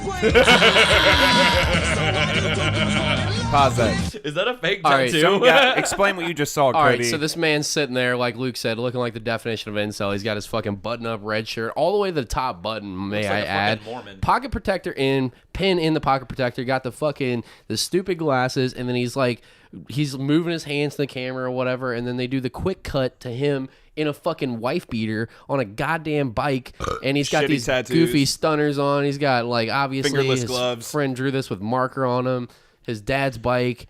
And they're playing the douchiest song of all time in the like, background. what's it the says- goal? You It gotta says- see it. You really gotta see it just to see how cringy this shit is. The caption on the video says it's the final goddamn bad boy weekend. What does that mean? Are they going extinct? Dude, he's the last bad boy. He's the He's but the it's final goddamn canned mustard looking motherfucker. Can we turn the? Is it? Are we able to listen to this without that shitty song playing in the background? Or just turn do the we volume need off. it? Okay, I didn't know if we needed it.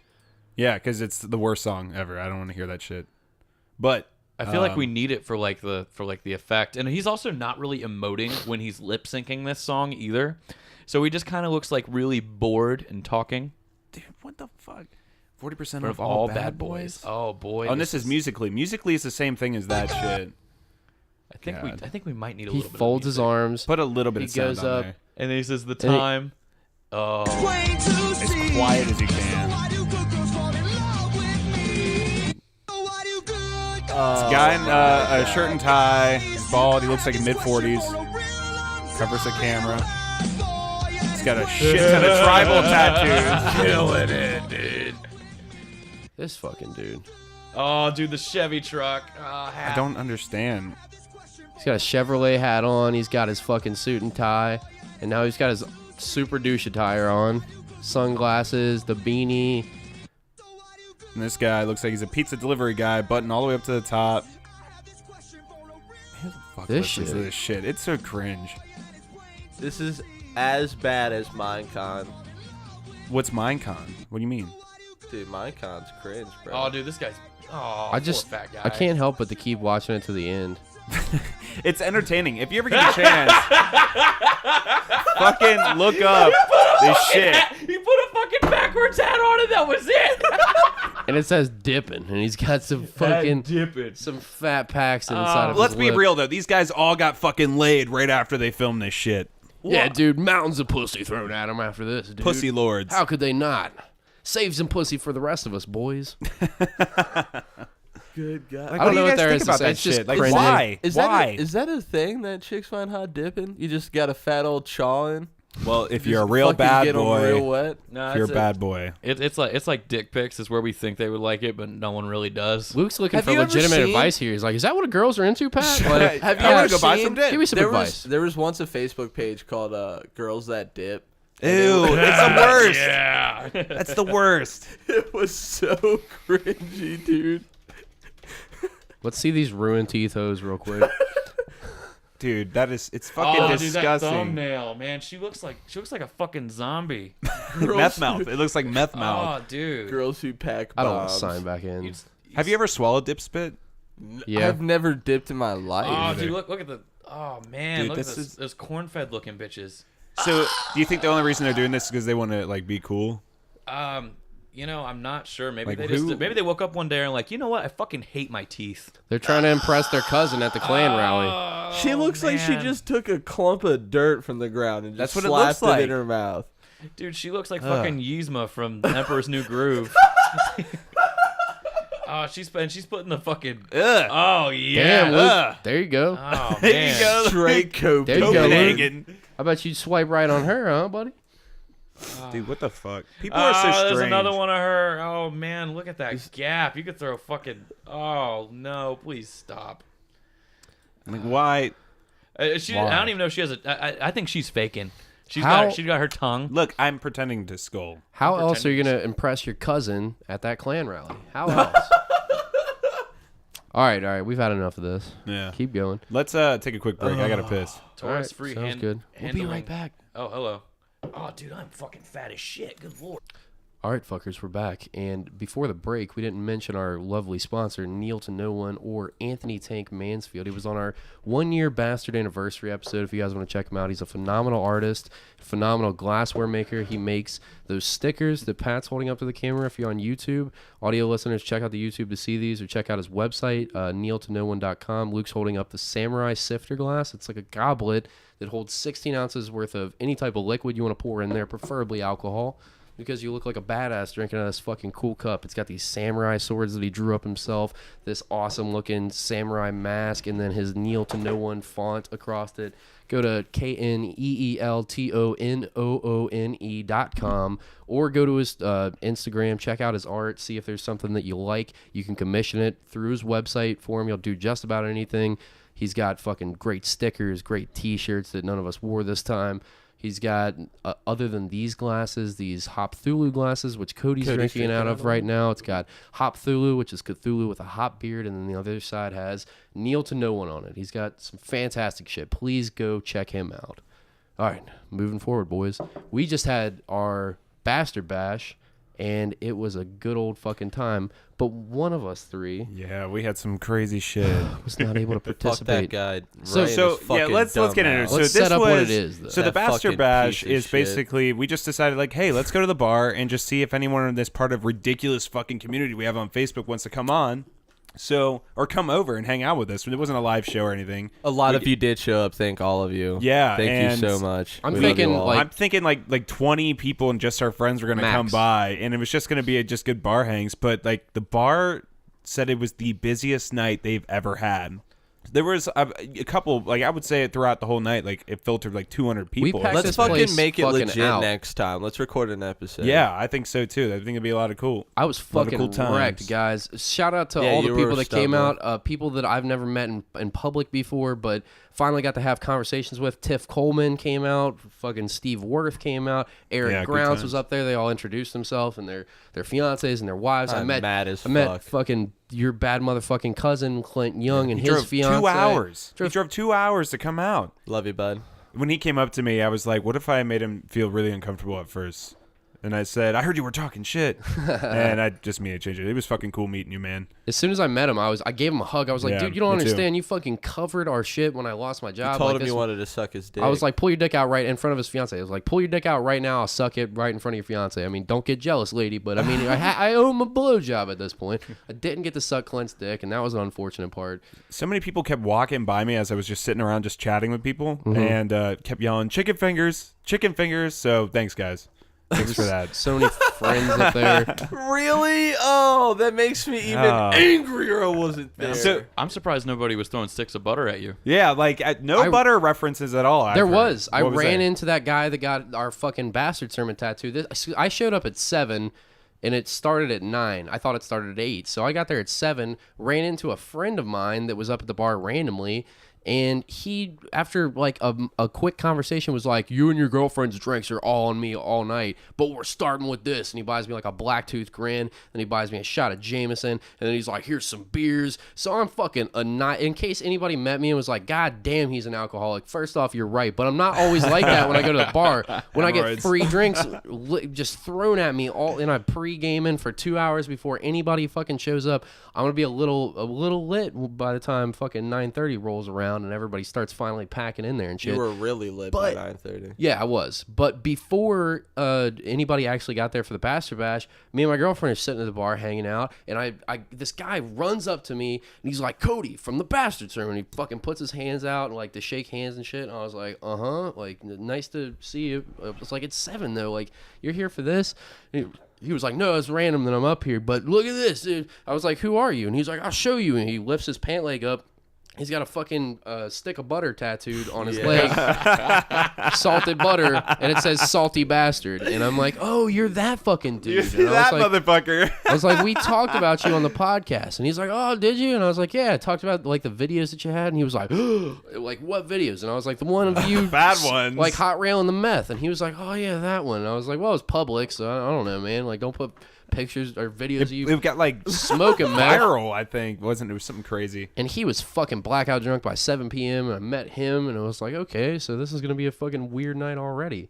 But moving forward in the night, finally, people start packing in that I recognize. Friends of ours are showing up. Jack and Haley are there. Crenshaw's there. Fucking, I don't know. There's all kinds of people shows up that I know and shit. I was pretty drunk, so I don't remember y'all. But thank you for coming nonetheless. And then at some point in the night, Luke shows up. And Luke, you tell this side of what had happened, buddy. So I don't know if you guys are familiar with the new law in Ohio with the BMV, but when you get your license renewed, they give you a paper temporary license. It's a sheet of paper. You have to keep it in your wallet like a real license. You have to keep it on you for the police because they do accept it. They will then mail you the physical copy. It's the dumbest shit in the world. Allowed to you can fly internationally. Isn't that like the reason they changed it? That's not the reason. They have another license where you can't get it on an airplane unless you get that license, and you have to supply like your social security card, your birth certificate, your have to have previous everything. license. You got to have your fucking blood in a vial for them, and you got to jack off on a tester. It's all the whole thing. It's fucking stupid. Yeah. So I show up and there's this fucking fat piece of shit, this small motherfucker sitting on a bar stool, looking smug as hell. And I hand him the piece of paper, and he immediately says, "No, I don't accept this." I said, "What? This is from the BMV," and he says that there's no way for me to know if you're lying to me or not. And Luke, they give you back your expired license when you get this piece of paper, right? But where was that expired license at? All the way home. Where's home for you? From Northside, Hamilton, Ohio. 45 minutes. Am I right? Yeah. So he drove 45 minutes, just found out that this happened, and then he goes to leave, and he calls me fucking heated in his car. He's like, this motherfucker, this, that, and the other, and this, that, and the third. And I was like, oh, hold on. Luckily, my girlfriend is like good friends with the bartender. I was like, hey, can you tell him that he's a friend of yours and shit? And she's like, yeah, of course. Like, she was like, what's the problem? I was like, she just, the new license thing, how they give you the piece of paper. She was like, oh yeah, I know about that. I'll tell him that he's a friend.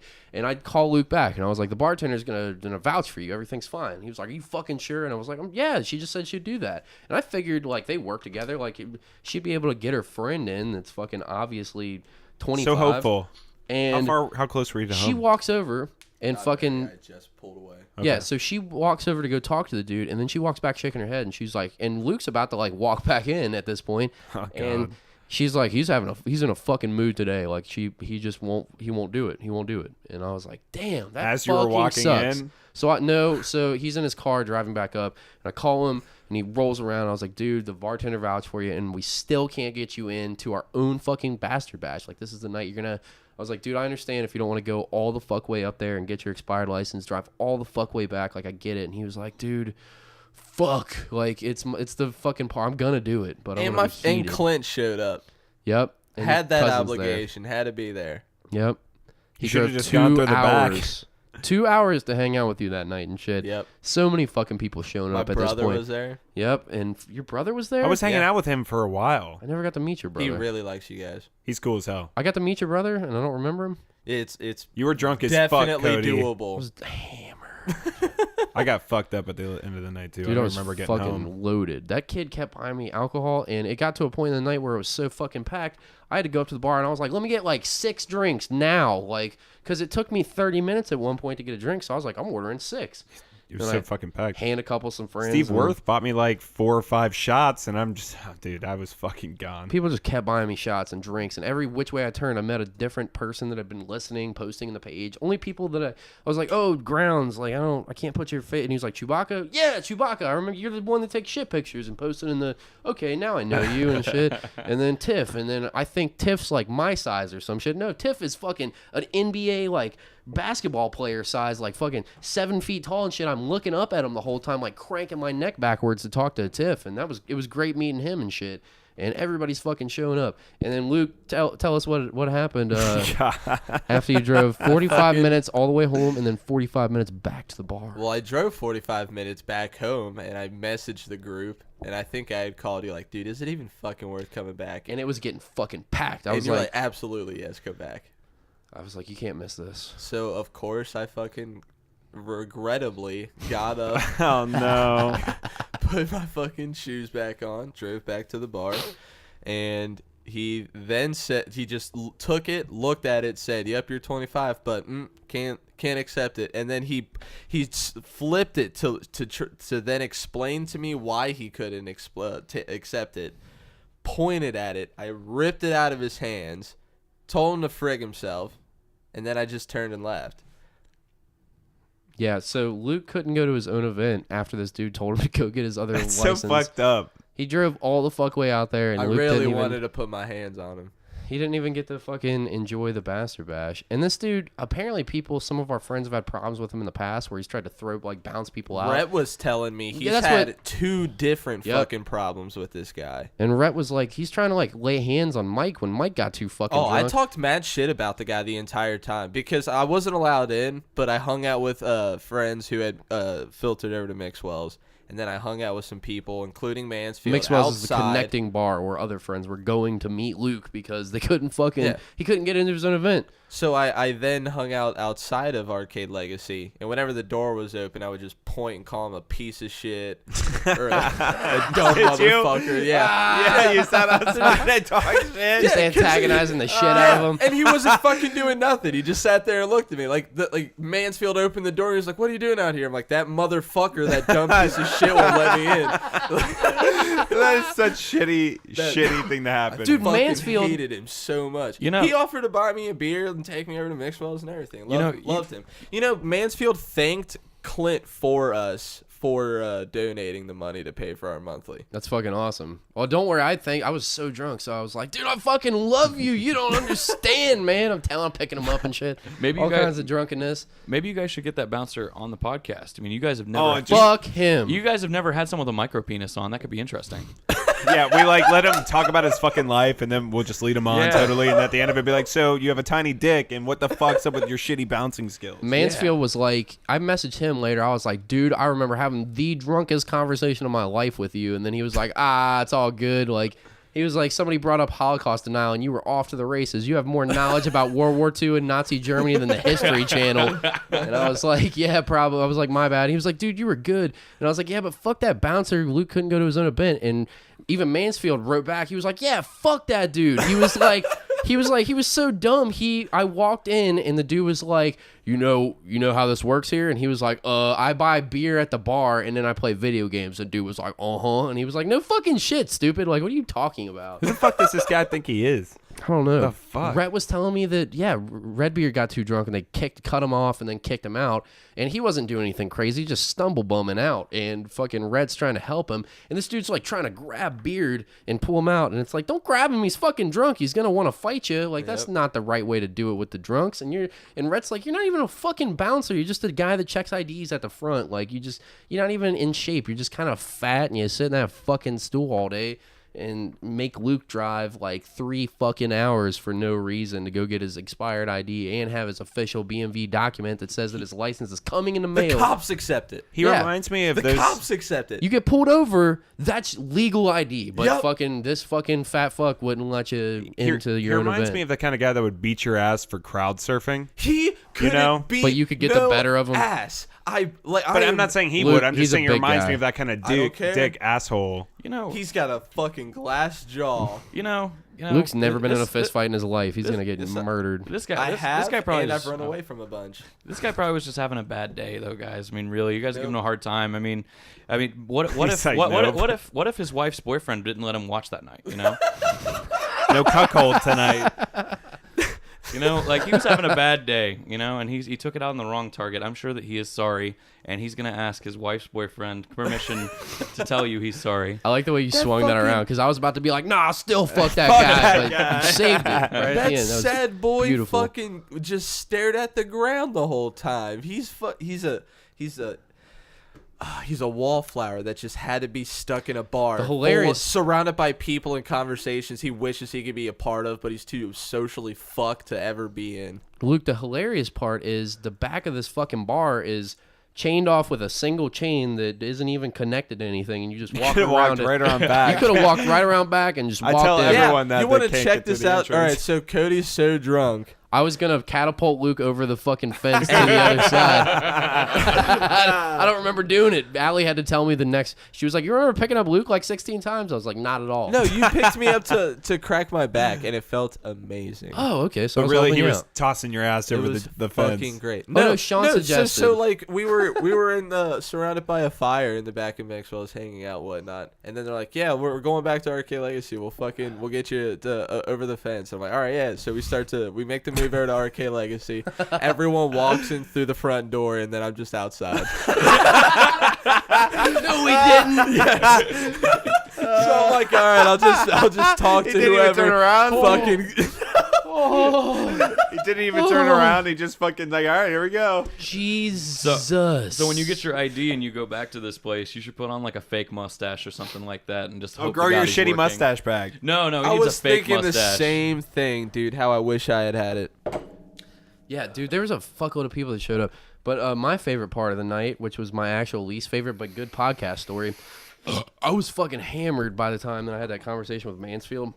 And I just knew. I was like, it's time to get out of here. I was like, I'm having the drunkest conversations of my life right now. And I'm around way too many people. I'm going to do something stupid in a couple drinks, and I can feel it. So instead of like actually doing something stupid, I now have learned just leave, and you won't do anything dumb. You can't keep drinking if there's no bar there for people to buy you shots at.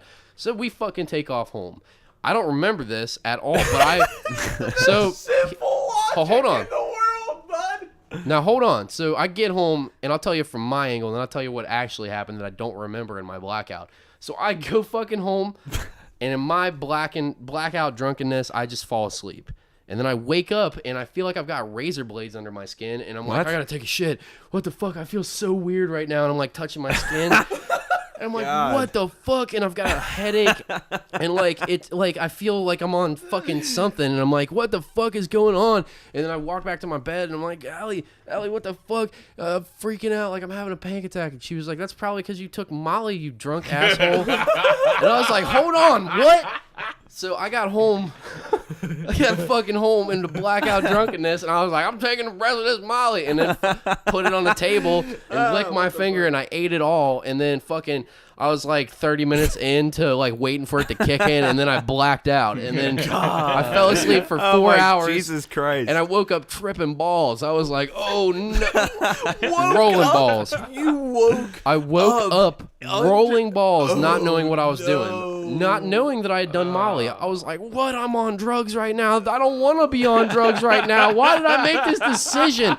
And then I had a panic attack. I was just sitting in bed, like, rubbing my legs. Molly can be a great experience, but if you take it when you're fucking drunk as shit and then you black out, fall asleep for 4 hours and wake up hungover on it, not the greatest feeling of mixing uppers and downers and shit, especially when you didn't mean to because you were just too drunk and no one can physically stop you from doing it. So I'm just laying flat on the carpet, rubbing my legs together like a cricket, like I just want to get off the roller coaster ride, like just like Oh my god, freaking dude. out, breathing heavy, having a fucking panic attack, and then like Allie talks me off the ledge and like gets me in bed, and like I'm still sitting there like almost in tears because I'm freaking out because I'm on uppers and downers at the same time, and I just feel horrible, and I'm like, oh god, please get me off the roller coaster ride. And then I finally, like an hour goes by and I fell asleep, and then I woke up still feeling kind of weird or whatever. I was fine because I guess I didn't really take that much, just enough to like really make it feel horrible when you wake up at 4 o'clock in the morning.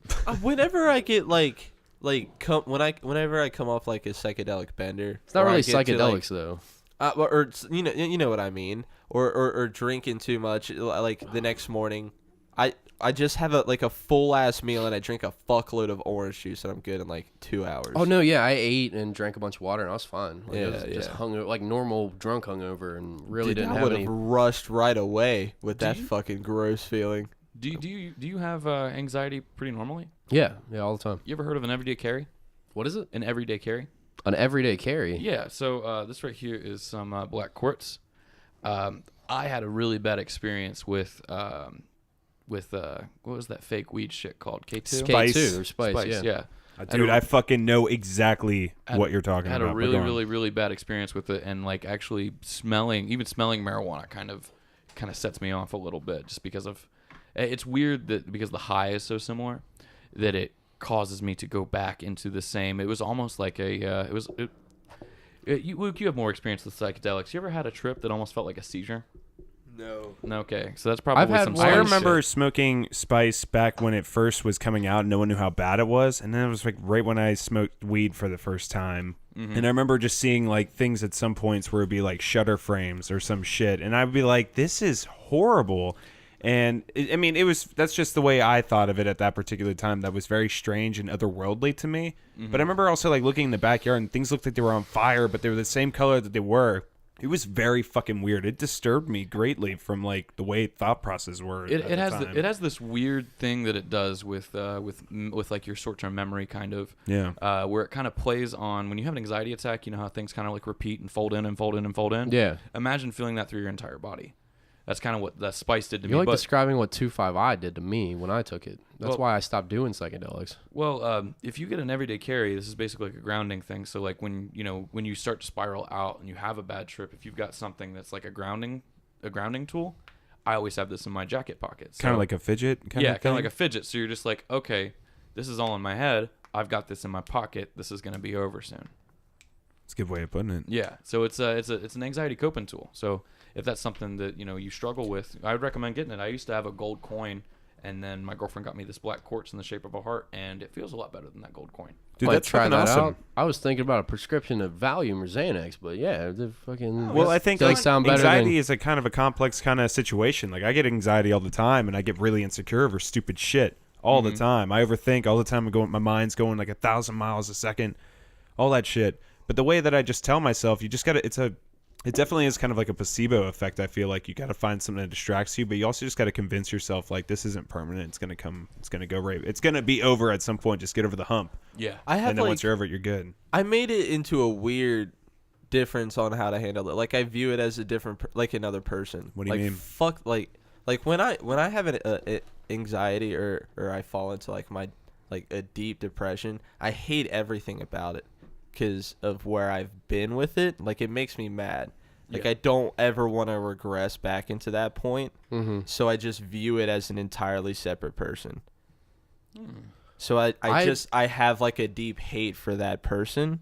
So I try everything I can to realize that that's not who I am and who I want to be. Yeah. I have anxiety big, so deep regularly, like so frequently, Yeah. that I'm just like, it's been this whole podcast I've had anxiety. Not about doing a podcast. Like I've got something going on outside of Hemorrhoids. well, besides the hemorrhoids, something else going on right now that's like I'm just thinking about and I can't really solve right now. But like I know I got a podcast and I'm so used to dealing with anxiety, I can just push right through it and just still do the podcast. But in the back of my head, I'm just like, fuck, I gotta deal with this shit later. Like I'm over here sweating bullets about it. But I'm just like, that's my thing that I figured out how to do. Like, just live every day with just crippling anxiety. Whenever I feel like I'm about to have like a bad time with something or about to experience something pretty shitty, like I know it's coming, I just like try to tell myself and convince myself, and I'm not giving you advice, it's just how I view it. Right. I just think like I'm going to learn a lot from this and I'm going to grow a lot from this. Yeah. It's just an obstacle, but I can think of this obstacle as kind of like an achievement, you know?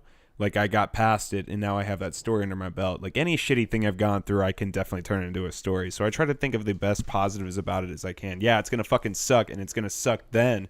But it's just like time really does heal a lot of wounds when it comes, especially with anxiety, I feel like.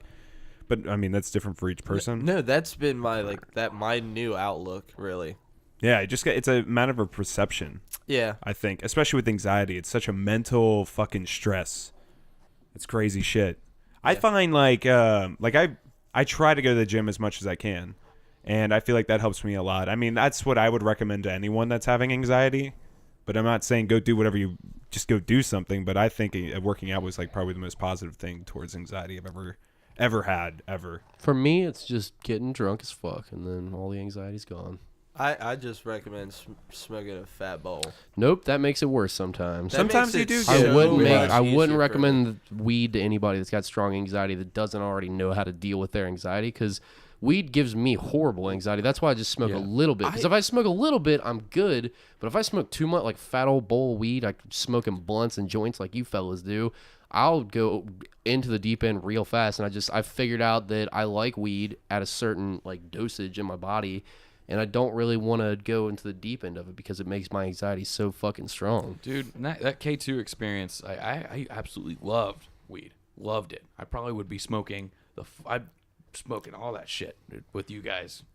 But, like, I just can't do it because of, I feel like that It's like experience, flashbacks. That experience, that's something I love, just kind of, well, not really love. Something I really enjoyed doing was robbed from me. Yeah. Because of it. I know that's been the same story with a lot of my friends with other substances. That's how I feel about, like, because I've only ever smoked weed. And, like, I did that spice stuff when it first came out because I didn't know what the fuck it was. I just knew it was free weed. Yeah. Legal weed. So, I just never really ever, I heard something one time and it made me never want to really try. I mean, maybe one day if I'm ever in the right mindset, but for the most part, I probably won't ever try anything because you can't untake a drug. Yeah. You know, you take it, you're going to follow through with it. So what if I do it and I fucking hate it? There's no turning back. I luckily met the nicest maniacs in high school that could steer me, and like Andy? Don't take this or no. He was such a terrible introduction into to drugs. Oh my god! He's like, you ever done opiates before? And I'm No. I can explain my story with him, but no, like so when Spice was hot, when that came out, like we were in high school, Kelly and Joe were like, don't fuck with that. I smoked that shit one time and I was Don't like, do that. nah, this shit's whack, and then just smoke regular weed all the It's time. fucked up. You should never do it. It's just like I hated chemicals it. sprayed on Yeah. like herbs. Terrible. I've got a, oh, sorry. Do you want to go first? I don't know. My experience with Andy was so I had smoked my first bowl of marijuana out of a water bottle. Want to try some opium, dude? He called it the atomic lug nut. And afterwards, it was like riddled with seeds. I got a killer headache. I hated it. And then he proceeded to make this like monster bowl of SpaghettiOs. Like Yeah. it was like a movie, Like a popcorn like bowl a popcorn movie bowl of SpaghettiOs? spaghetti, and he was That's just fucking disgusting. fucking That's some like weed murdering witchcraft. He was killing it, and I was just sitting there like with a murderous headache, and like Sounds awful. the emptiest belly, just like, do you got like crackers? Sounds like fucking vomit. And dude. he's like scarfing down like a monster spoon of spaghetti. So I got nothing for you. Oh my god, are you This sounds serious? like fucking nightmare fuel. I just Again. fucking trudged home and then ate like 2 boxes of cosmic brownies. Threw them all up, had to start again. What were you about to say, Cody? though? Speaking of terrible drug advice, I've told someone that probably considers themselves a psychedelic guru about my experience with K2. I hate those people. Yeah, Oh, one of God. those people. Yeah, one of those people. I fucking hate those people. And I was Sorry. that's okay. I was telling him what was going on, and I was like, man, I'd really just like to smoke some weed so I can, get some really good sleep and, enjoy a bag of Doritos. And he's like, you should probably go on a very, very deep spiritual trip. Have you ever experimented with ayahuasca? And I'm like, fucking excuse me? Like, I'm trying to smoke weed again, not find my fucking spirit animal. I'm trying to. And build a fucking teepee in the woods. Like, Jesus Christ. So, Yeah. Well, you want to smoke some weed? Have you ever tried the most intense psychedelic that mankind has ever known? Have you ever done that instead? Like, who the Dude, it'll change your fucking life. You see these dreads? I didn't have any dreads before that. I don't have these fucking stupid wooden beads in there.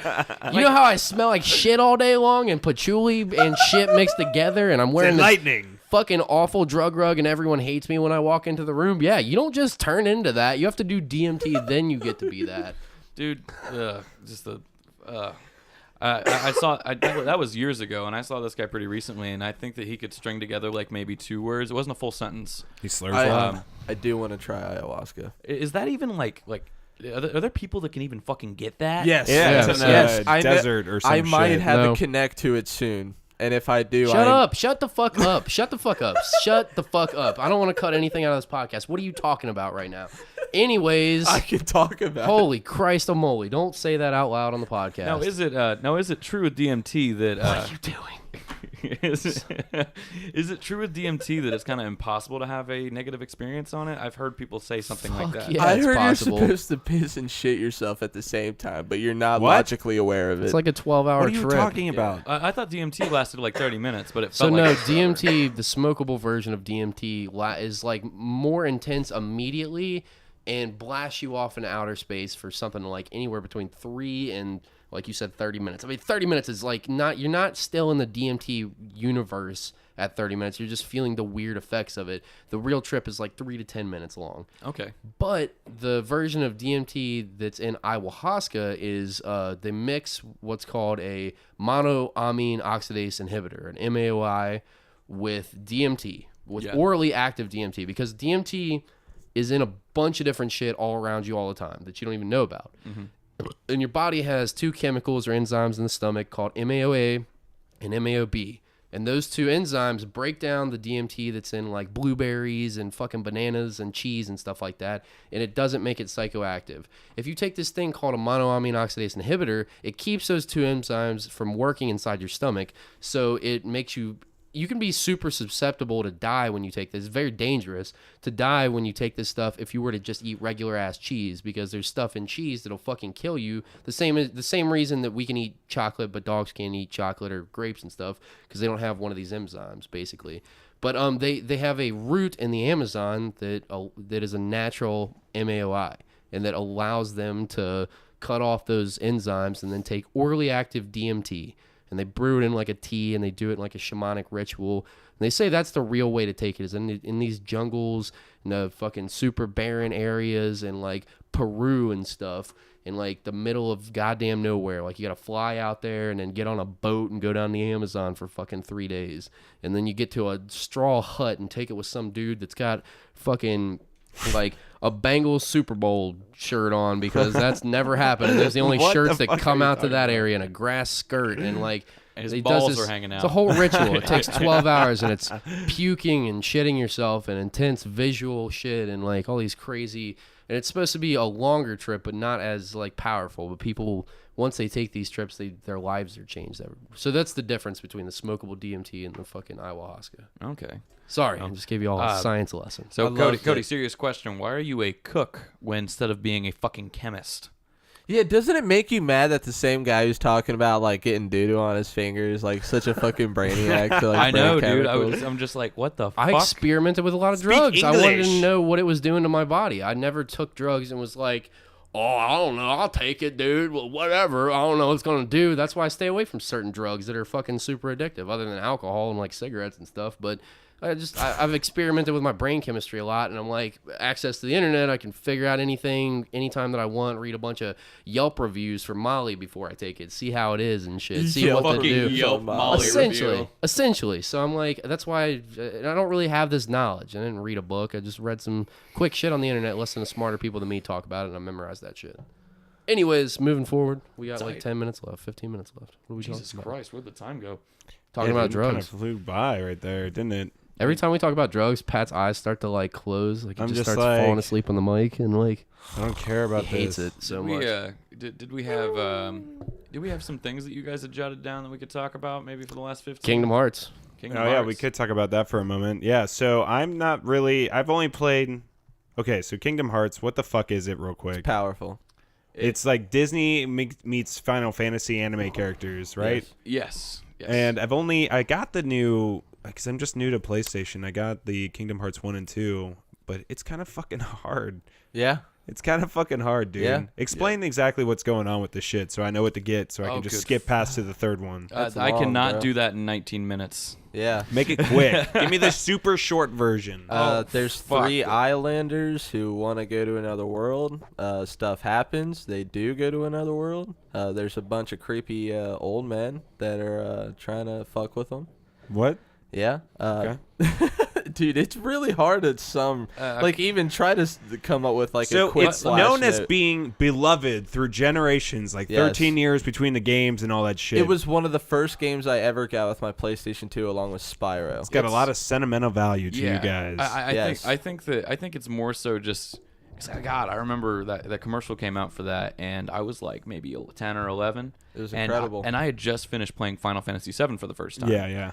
And I was seeing these Disney characters, and I was just like, this is weird. And then I saw fucking Cloud from Final Fantasy VII walk Yep. by in the trailer, and I was like, Yep. So it would be quite a shame that if someone shit all over your fucking beloved video game story. Cody, let's hear it. All right, I had to crack my neck first. All right, so Kingdom Hearts is potentially the wackest setup for a game ever that I think that I've ever seen. Even when I was a fucking kid, because they were like, "Here's the premise for this shitty game: this kid with these big ass shoes fights people with goddamn key." But don't worry, we made it real cool. We put Mickey Mouse and fucking Donald Duck as your sidekicks, and I was like, nope, just kidding. It's Goofy and the shittiest characters from the shittiest show that you never watched. And then you fight a bunch of other fucking characters from a bunch of other fucking stupid Disney musicals that I couldn't give a fuck about. They've got like Hercules in there and Mary Poppins and fucking... Mary who knows? Poppins is in Mary it. Poppins would be tight as fuck as a summon, It would though. be amazing. Okay, but It takes a certain type of man to say that out loud, Kody Hale. You know who I would like to summon, bro? Fucking Mary Mary Poppins. Poppins. No, she wouldn't, and that's why that game sucks, all right? Because they have ideas like that. They're like, wouldn't you like to be Woody from Toy Story and fucking battle Sora from Final fucking Who Gives a Fuck 19? No, I wouldn't. This game seems fucking terrible. Why are we playing this game? Oh, it's a Devil May Cry fucking hack and slash repeat, but we put fucking Disney characters that 3-year-olds give a fuck about in it, and they're all goddamn musicals, which, let me just say, musicals might be the worst form of fucking entertainment that human beings have ever created. God damn it, I hate musicals. And they're like, they take fucking characters from these shitball fucking terrible, horrible fucking ways to represent art, and they put them in a game, and then they're like, would you like to play it, 15-year-old Cody? No! I want to listen to Cannibal Corpse and fucking be mad at the world. No, I don't want to play your fucking horribly fucking... I want to use a word I'm not allowed to say anymore, but that type of game and whatnot. All right, keep going. Anyways, now sell me on so the game. defend. I am okay. So to defend this, 0 out of 10. Fuck Kingdom Hearts. I'm just gonna. You are 100. You are 100% right. It is completely ridiculous. Yeah. However, I love Disney movies and I Yeah. love musicals, and I also love Final Fantasy. So I Yep. think that maybe this more of a thing of I would not recommend this game to you. I think this is where it would come down to. Yeah, But- knowing you, like, as close as we are, knowing you as a person, that not ever in my wildest dreams would I ever think to consider, like, dude, you would like Kingdom Hearts, bro. Yeah, and that's also another thing too, is that when people are blowing stuff up, you got to consider the source. There's not one perfect person who reviews it. There is a notorious reviewer of movies. What is this guy's name? He likes everything that is shitty. IGN? Who is it? Who? No, it's Fuck IGN. IGN though. for anything Fuck ever. them. this guy's like notorious, Fucking shitty.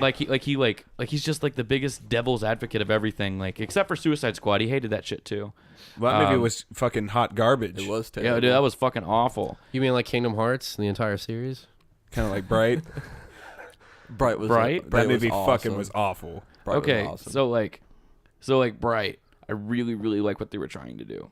I really do. Had potential, Thank you, Cody. It had but some- it fell straight on its face. yeah. No, it didn't. It just It was awful. I think that they accomplished their goal well, and I'd like to see you do better with your fucking phone camera, Patrick. It's fucking awful. Patrick makes it seem like he's writing award-winning scripts all the time. And What? shit. When do I ever say that shit? Every podcast. Whatever. Pretty Go on, much. Cody. Go back and listen, guys. They're only 3-hour It's episodes. fucking there. I'm But, telling you. okay, You just gotta listen. I don't really know how to sell Kingdom Hearts 2 except for like Yeah. if you're gonna play it, just play the first one, and if you like it, that's great. But like getting into the second one, like the second one definitely has like the best combat for sure. Yeah, you ever want to play as a kid with big yellow shoes on and a fucking Vegeta haircut, kind of, sorta, that has to battle fucking... I don't know. Name some shitty Disney character. I don't know. I don't watch those. Simba. You want to fight Simba with a fucking key? You want to do that while they sing to you? Simba's your partner, bro. Yeah, Of course. Simba's on Of your course, side. fucking Simba's on your side. Horrible game. Do you not like Disney movies at all? Like even as a kid? Fuck no. Wow. I love like Disney I love movies. Disney. You know what I love like? them. Whenever you don't have to sing me your fucking point. If you can tell me the story and you don't have to sing it to me, I'm in. Like Big Hero 6, great fucking Pixar movie. It's Toy in the Story, third one. Toy Story, solid. fantastic. Like It's I'm in the sure third there one. are, but like I'm still not like a grown ass 25-year-old man being like, oh, I want to play the Big Hero 6 game. Like See, no, that's you have to be able to suspend. Suspension of what belief, grown man buys a Toy Story game, Luke? Me? Answer me. Dude, I fucking pre-ordered. I had it. What I'm gonna grown piss man myself, buys a dude. Goofy the game fucking like who does that? Oh gosh, sounds like you're kind of being a little mean. He fucked. Yuck. All right, I'm sorry. I pretty much screamed over everybody else's points. Go ahead. I don't have anything else to say. I know that you're not gonna like it. Yeah. Like there's this great game called Devil May Cry you might like. Yeah, It's that nice, game's edgy, pretty and broody. dope. Nope, don't like that one either. You don't like Devil May Cry? It's the same combat style, and I hate that hack and slash simple bullshit. The combat. I mean, it's very different. It is between pretty. the It's pretty two. different, It's very- but like it's yeah. still that hack and slash. If you don't like, do you like God of War? I love God of War. That's not like hack. That you played the new takes one yet? Strategy, Hold son. up, bud. No, I'm talking God about of the new War one. 4 was very different. 1, 2, 3, and all Hack and of those slash. terrible PSP, 110% Wait, I hack and played slash. the I know. by PSP. definition. And the only one that I really loved out of the original trilogy was Part 3, and I liked that one Part because 3 it was looked dope and it was fucking cool shit. Riding on the back of Guy in the opening, I was like, Yeah. sold. I love this shit. But then Part 4 was completely different. That's the one that I really loved and the only one that I 110% really different. played. And 4 is Fucking amazing. Love that Amazing. fucking game. Amazing. That game's amazing. Have you played it, It Cody? deserved Wait, what? the game of the year. Have you played the new God of War on PS4? No, it's on my list. It's Dude, another dad game. it's- You had to get the Fantastic. It's probably one fucking of the- musical. Oh, you will Well, love hold it, on, hold bro. on. You got the Big Yellow Shoes musical game before you got God of War. How dare you, Cody Hale? All right. So here's the thing about that is I got a kid that lives with me half the week, and I'd rather not turn him into fucking Ed Gein, watching me tear the legs off of harpies and shit. You know. My dad let me play that shit. Look, I turned out perfect. No problems with me at all. I'm just Except talking for about the my cum massive chair. hemorrhoid- Talking about my hemorrhoids. cum chair and hemorrhoid and alcohol and drug abuse. Nothing wrong. Other than that, nothing wrong with me at all. Dude, I was Cry for help. I was playing Amnesia: The Dark Help Descent, me. right? And my kid was asleep Love it. because that's why I do a lot of my gaming when it's a little Horrifying. bit scary. Yeah, terrifying. And I'm playing it. And I guess my kid woke up and was standing in the hallway. And I'm sitting there fucking playing it, and then this thing comes around Flesh the monster. corner, and I hear my kid go, "Ah!" So, and I'm scared shitless because I didn't expect that. I'm hearing my child screams. I throw the fucking shit, and I jump up, and I'm like, "What's wrong?" And he's just like, "Scary game, Daddy! Scary God. game!" Well, horror games are fucking scary. Yeah, Dude, they're fucking scary. Amnesia's amazing. It's a fantastic game. Fantastic. Amnesia will fuck you up. Oh, Yeah, speaking, any kind of footage I've ever seen from that game is horrifying. Speaking of Amnesia, I don't know if PewDiePie has been passed up on YouTube, but everyone should go subscribe to him so he doesn't lose to that T-Series channel. You guys kept up with You know, that? I used to watch the shit ton out of PewDiePie. Oh, dude, he I was won't lie. fantastic. I like, it probably sounds so fucking lame that I'm saying all this shit, but I have no shame. I like Jacksepticeye. Dude, I watch him a lot. Any of those guys, because like sometimes you come home. I like YouTube. and you can't play a game, for instance, like something that's on Steam, you can't play it. So you know, All my YouTube is just video game related. I just all that. couldn't get past PewDiePie's intro. Like Intro. I was done. Does he ha- I'm out. I'm fucking out. I ignore it. You can't. No, I'm it's like sorry. 1 second of the whole thing. and it ruins it forever for me. He does a lot of reaction shit now I'm not and into. And his I'm his not into it outro either. is like the fist bump thing. Yeah. He's bro had some fist. videos that I didn't hate because I was on the fuck PewDiePie bus for a while until Pat was like, I'm a fan. I'm like, you're a grown man with a PewDiePie addiction. He was like, not an addiction. He's got good shit. And I was like, fuck you, Pat, you're wrong. And then I was like, I'm going to we prove used to Pat watch wrong that. by watching this in my free time. And I was like, yeah, he's annoying. And I kept watching and I was like, actually, it's not that bad. All right, Pat might be right. Well, It another might be one- what happens if I ever rewatch Bright. I'll I just be really like- wait, hold on a minute. That would never happen. I've tried it twice. I like Toby Games until he turned out to be a monster. What's that? Oh, that's the Tobuscus guy. Yeah. What I happened? Heard, I heard all that shit was got resolved and Really? like, it was basically some people did some like detective work online and like basically tried to debunk her.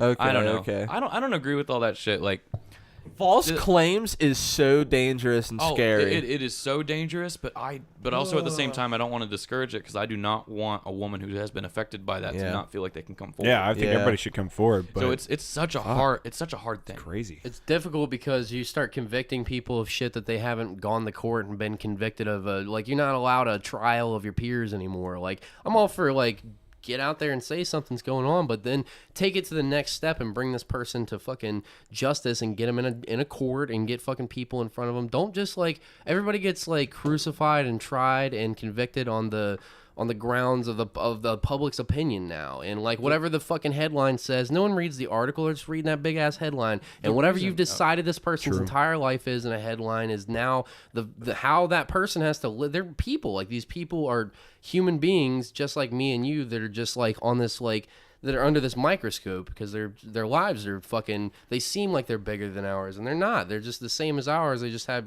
this fucking crazy thing that they're in, and everybody tries and convicts them without actually taking them to court for these things. I'm all for speaking out about it, but if you're gonna fucking speak out about it, also do something. Take it to the next step. Don't fucking just speak out, try to ruin somebody's life, and then not try to get this person officially fucking tried and convicted the way that like the justice system is set up to do that. Like, So I think that another, this is definitely a big shitstorm. You could talk about the media not being our friend and only being there to sell advertising space, Facts. which that's definitely a big player in it. and if but it bleeds, it leads. That's why they start with this fucking crazy shit. exactly. So I think that I think that also with sexual assault in particular, I think the reason that became such a thing, especially that Me Too movement, is because our justice system has failed those victims. In most precincts, they have tons of untested rape kits that have not been gone through, and that's a fact. I don't have the damn statistics on me. I'm sure that's something we could probably look up. Jamie, look that up. But rape kits do not get the attention that they're supposed to. Rape victims are not treated the way that they should be. You go in like, I was raped. Okay, what were you wearing? Why is that relevant? Yeah. Yeah. So I think that that's kind of where it comes to with it. The justice system has failed a lot of these women, and a lot of women, they're being tried by a lynch mob because they don't feel like there's any justice regardless. I mean, you get fuckers like Brock Turner. They get to live. What a piece of shit. They get to live 3 miles away from me. 3 miles away from me. You ever drive by his house? He's his parents live in the Like on your way to work. No, I've seen. It's not on my way to work. He's actually really close to the high school, which I don't know how the fuck they did that. Because he's a registered sex offender. But yeah, they moved out of Oakwood to Bellbrook, which is the same area that I live in. So, And like I'm saying, I'm not saying like the justice system's always right or like the police handle this shit in the best ways, like with sexual assault victims. No, they're all like, super flawed. I'm saying if like it's all flawed, but like it's a tricky fucking subject because I want you to be able to fucking speak up, but like you need to also say like, hey, this shit has failed me. Like they include that as part of the story too. Like we need to do something to get this back into court and have the facts re-examined and have the evidence re-looked at, because the first time we tried this, it didn't work and this fucking monster's still out here. And like, I'm just saying, keep pushing for that. I'm not saying don't ever fucking speak out. I'm just saying don't like let that be the last course of action. You're gonna say something. No, you should bring it to fruition. Especially right? if you're gonna ruin somebody, like if it's gonna fucking completely destroy, like, and he did it, like go fucking ruin his life, Yeah. like put him in jail, He has like it they fucking did with coming. Bill Cosby. Send his ass to fucking prison Thank for the rest God. of his goddamn life. Thank Like, God fuck he's that gone. motherfucker. But it's a tricky subject. I'm just Yeah. like, I don't. I'm on. It's so hard to have fucking opinions now and say them out loud and like worry about how people are gonna perceive that when they listen to it. It sounds like a perfect way to end this episode. Yeah, sounds good. We're at about the last point. Cody. I was gonna say that no matter what, mob justice is always wrong. Facts. No matter what. So I mean, didn't you guys ever? What was that fucking short story they made of Street in high school? Wasn't that the lottery where they stoned one random person? No, the lottery wasn't it like? No, I think you're right. We're gonna spend the last They 3 minutes stoned trying to remember someone? how this high school thing. Okay, thinking of never. the longest walk It's or not long gonna. walk. It's not gonna teach us anything. What were you gonna ask me, Pat? Oh, I was gonna say, is there anything we can like follow you on? Oh, fuck. Well, you got Bohemian, which that's my project that I play live. We've actually got a show. When's this episode gonna come out? Like 3 weeks? This Sunday. No, it'll be out Sunday. Oh, okay. My next show is February 16th at this bar in Chevy. Not Chevy. Legends. Yes. Give me a second. I'm gonna pull up that damn thing. It's the It's on Chevy off of Harrison, right? Yeah, it's Inferius is their album release show, which they're a new band from Dayton that blew the fuck up, and that's actually got my old drummer in it from Hail to the King, and also Gabe McQueen, who's a local boy. That guy rules. Yeah, it's called the Black Hearts Ball CD release show. It's at Legends Bar, which that is in Cheviot on 3801 Harrison Avenue. My band is the littlest dick on this show, so we're probably gonna play first. Show starts at 6, doors are at 5, and I got some tickets if anybody wants them. Boy. You rule live, dude. I haven't gotten to see your band live perform yet, but I've seen you perform with Put to Rest with Billy. Oh, it was Mortuary, actually. Oh, with Yeah. Mortuary. Oh well, no, it was with Put to Rest too. No, it was It was the- Mortuary, it was the but same it was show. the Put to Rest show. Yeah. We were hanging out watching all the bands, and I'm like, dude, I need to ask them to be on the show. I need to ask them on the show. And then Mortuary came on. You're like, I gotta be back, dude. I gotta do this real quick. And then you went up there and just fucking got lost. Like your eyes were rolling back, your fucking back was bent. Like you were insane, man. Thank you, You dude. And sounded incredible. I actually wanted to bring this up earlier. Have you guys ever seen Luke react to metalcore? It's the cutest thing in the world. Thanks, baby. No. He's so giddy, and he's just standing there, just oh, his mouth's all open, and he's so excited. I don't think I've ever seen someone react that way to just metal, like local metal in general. Like usually, it's just a bunch of people at the bar turning around, going, "Oh, why is he making that noise?" Well, that's how everybody I know should so be. many talented, amazing friends that Support. were up there playing, and it's incredible to watch you guys do your thing, like you and Jackson Medlock and Billy Blanton and all of them. You know, it's incredible to watch you guys do your thing, and I really believe in you guys. Mortuary broke You guys up. sound incredible. It's super sad. Unfortunately, But they're releasing all their new music, aren't they? Yes, they are. Yes, they are. Yeah, I So- could get Drew Duncan on this motherfucker. Dude, that guy's so funny. I love that dude. That's so funny. Dude, but yeah, you're a fucking killer ass frontman, man. You are. Thank you. Seriously. Thank you. Awesome.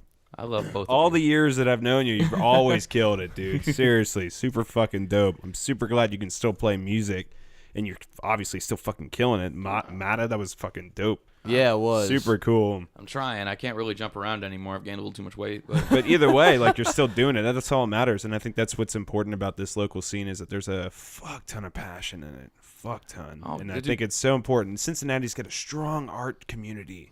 And And- art meaning music and other things, comedy, everything that anybody that's ever been on the show has incredible fucking talent. And anybody that does something that's just out of the norm, not their 9 to 5 bullshit, seriously, fucking hobbies are important, and that is art. It's true. Hands down, the most driven and the most passionate person that I think I've ever that's like in the Cincinnati scene is probably Billy Blanton. Fuck yeah, that I dude love him to definitely death. has been He's ever so since I've goddamn known driven. him. He deserves so much more than He he does. fucking gets. Yeah. He deserves Absolutely. so much more. Good And if- fucking dude. everyone listening, go look up Put to Rest right now. They've got some fantastic music. I wear their Incredible. shirts all Their the time. merch Oh, is wear insane, too. all of their shirts. Yeah. He's coming on in June for his CD release or something. So be looking forward to that. We're He's a gonna good be fucking doing dude. something with them. We might be Yeah. doing an episode there. Yeah, I think Or that'd be super hosting cool. the event, I think he asked us. Yeah. We're figuring something out. I've actually been fucking around with ghostwriting a little bit. Yeah. And one of my first experiences with that was me and Billy bounced lyrics back and forth from each other and created something that was completely different from both Wasn't of our the styles. Elvis picture looking thing? Yes, that song. We both. That was good as fuck. Thank you. That was sick. So like, cause I'm a process writer. Yeah. So I'll have my imagery first, and then I'll work everything in.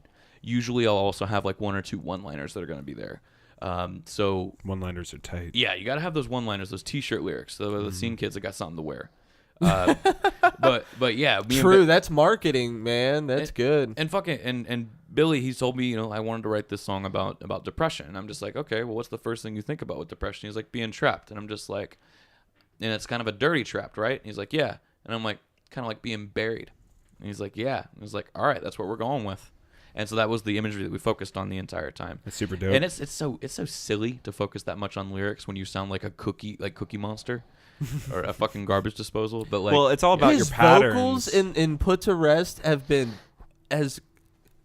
impeccable. The best that he has ever been. that dude pushes himself so hard because he wants to be a powerhouse. He wants to have that range all over the place. And for the longest time, like even when me and Pat were both doing things around that time, Billy was he was kind of a one-trick pony there for a while. Mm-hmm. But He was all over the place there. But I mean, every project he was in, he was killing it. yeah, he was always great. But I feel like here recently, he's definitely come into his own with sounding like Billy. Mm-hmm. You know, He's definitely got his own thing. I would say after all this time, he's got his own fucking style, and the dude's always experimenting. I feel like we're totally sucking his dick. Hey, Billy, I hope you're listening. We're sucking Love your dick you, right buddy. now. he deserves every bit of it, and everyone who's Absolutely. listening, who's He's a listening, should really go good Check that friend. shit out. They Stuff. play around town all the fucking time. Mhm. They're great. Check them out. Check Let's out all the local metal artists. Earth Laid Bare, Bohemian, all of this shit. Check it all out. There's so much good fucking local music out there, and it's not just in the metal scene. Like, there's also like Automaton and Vermint, other bands Those like are that. metal?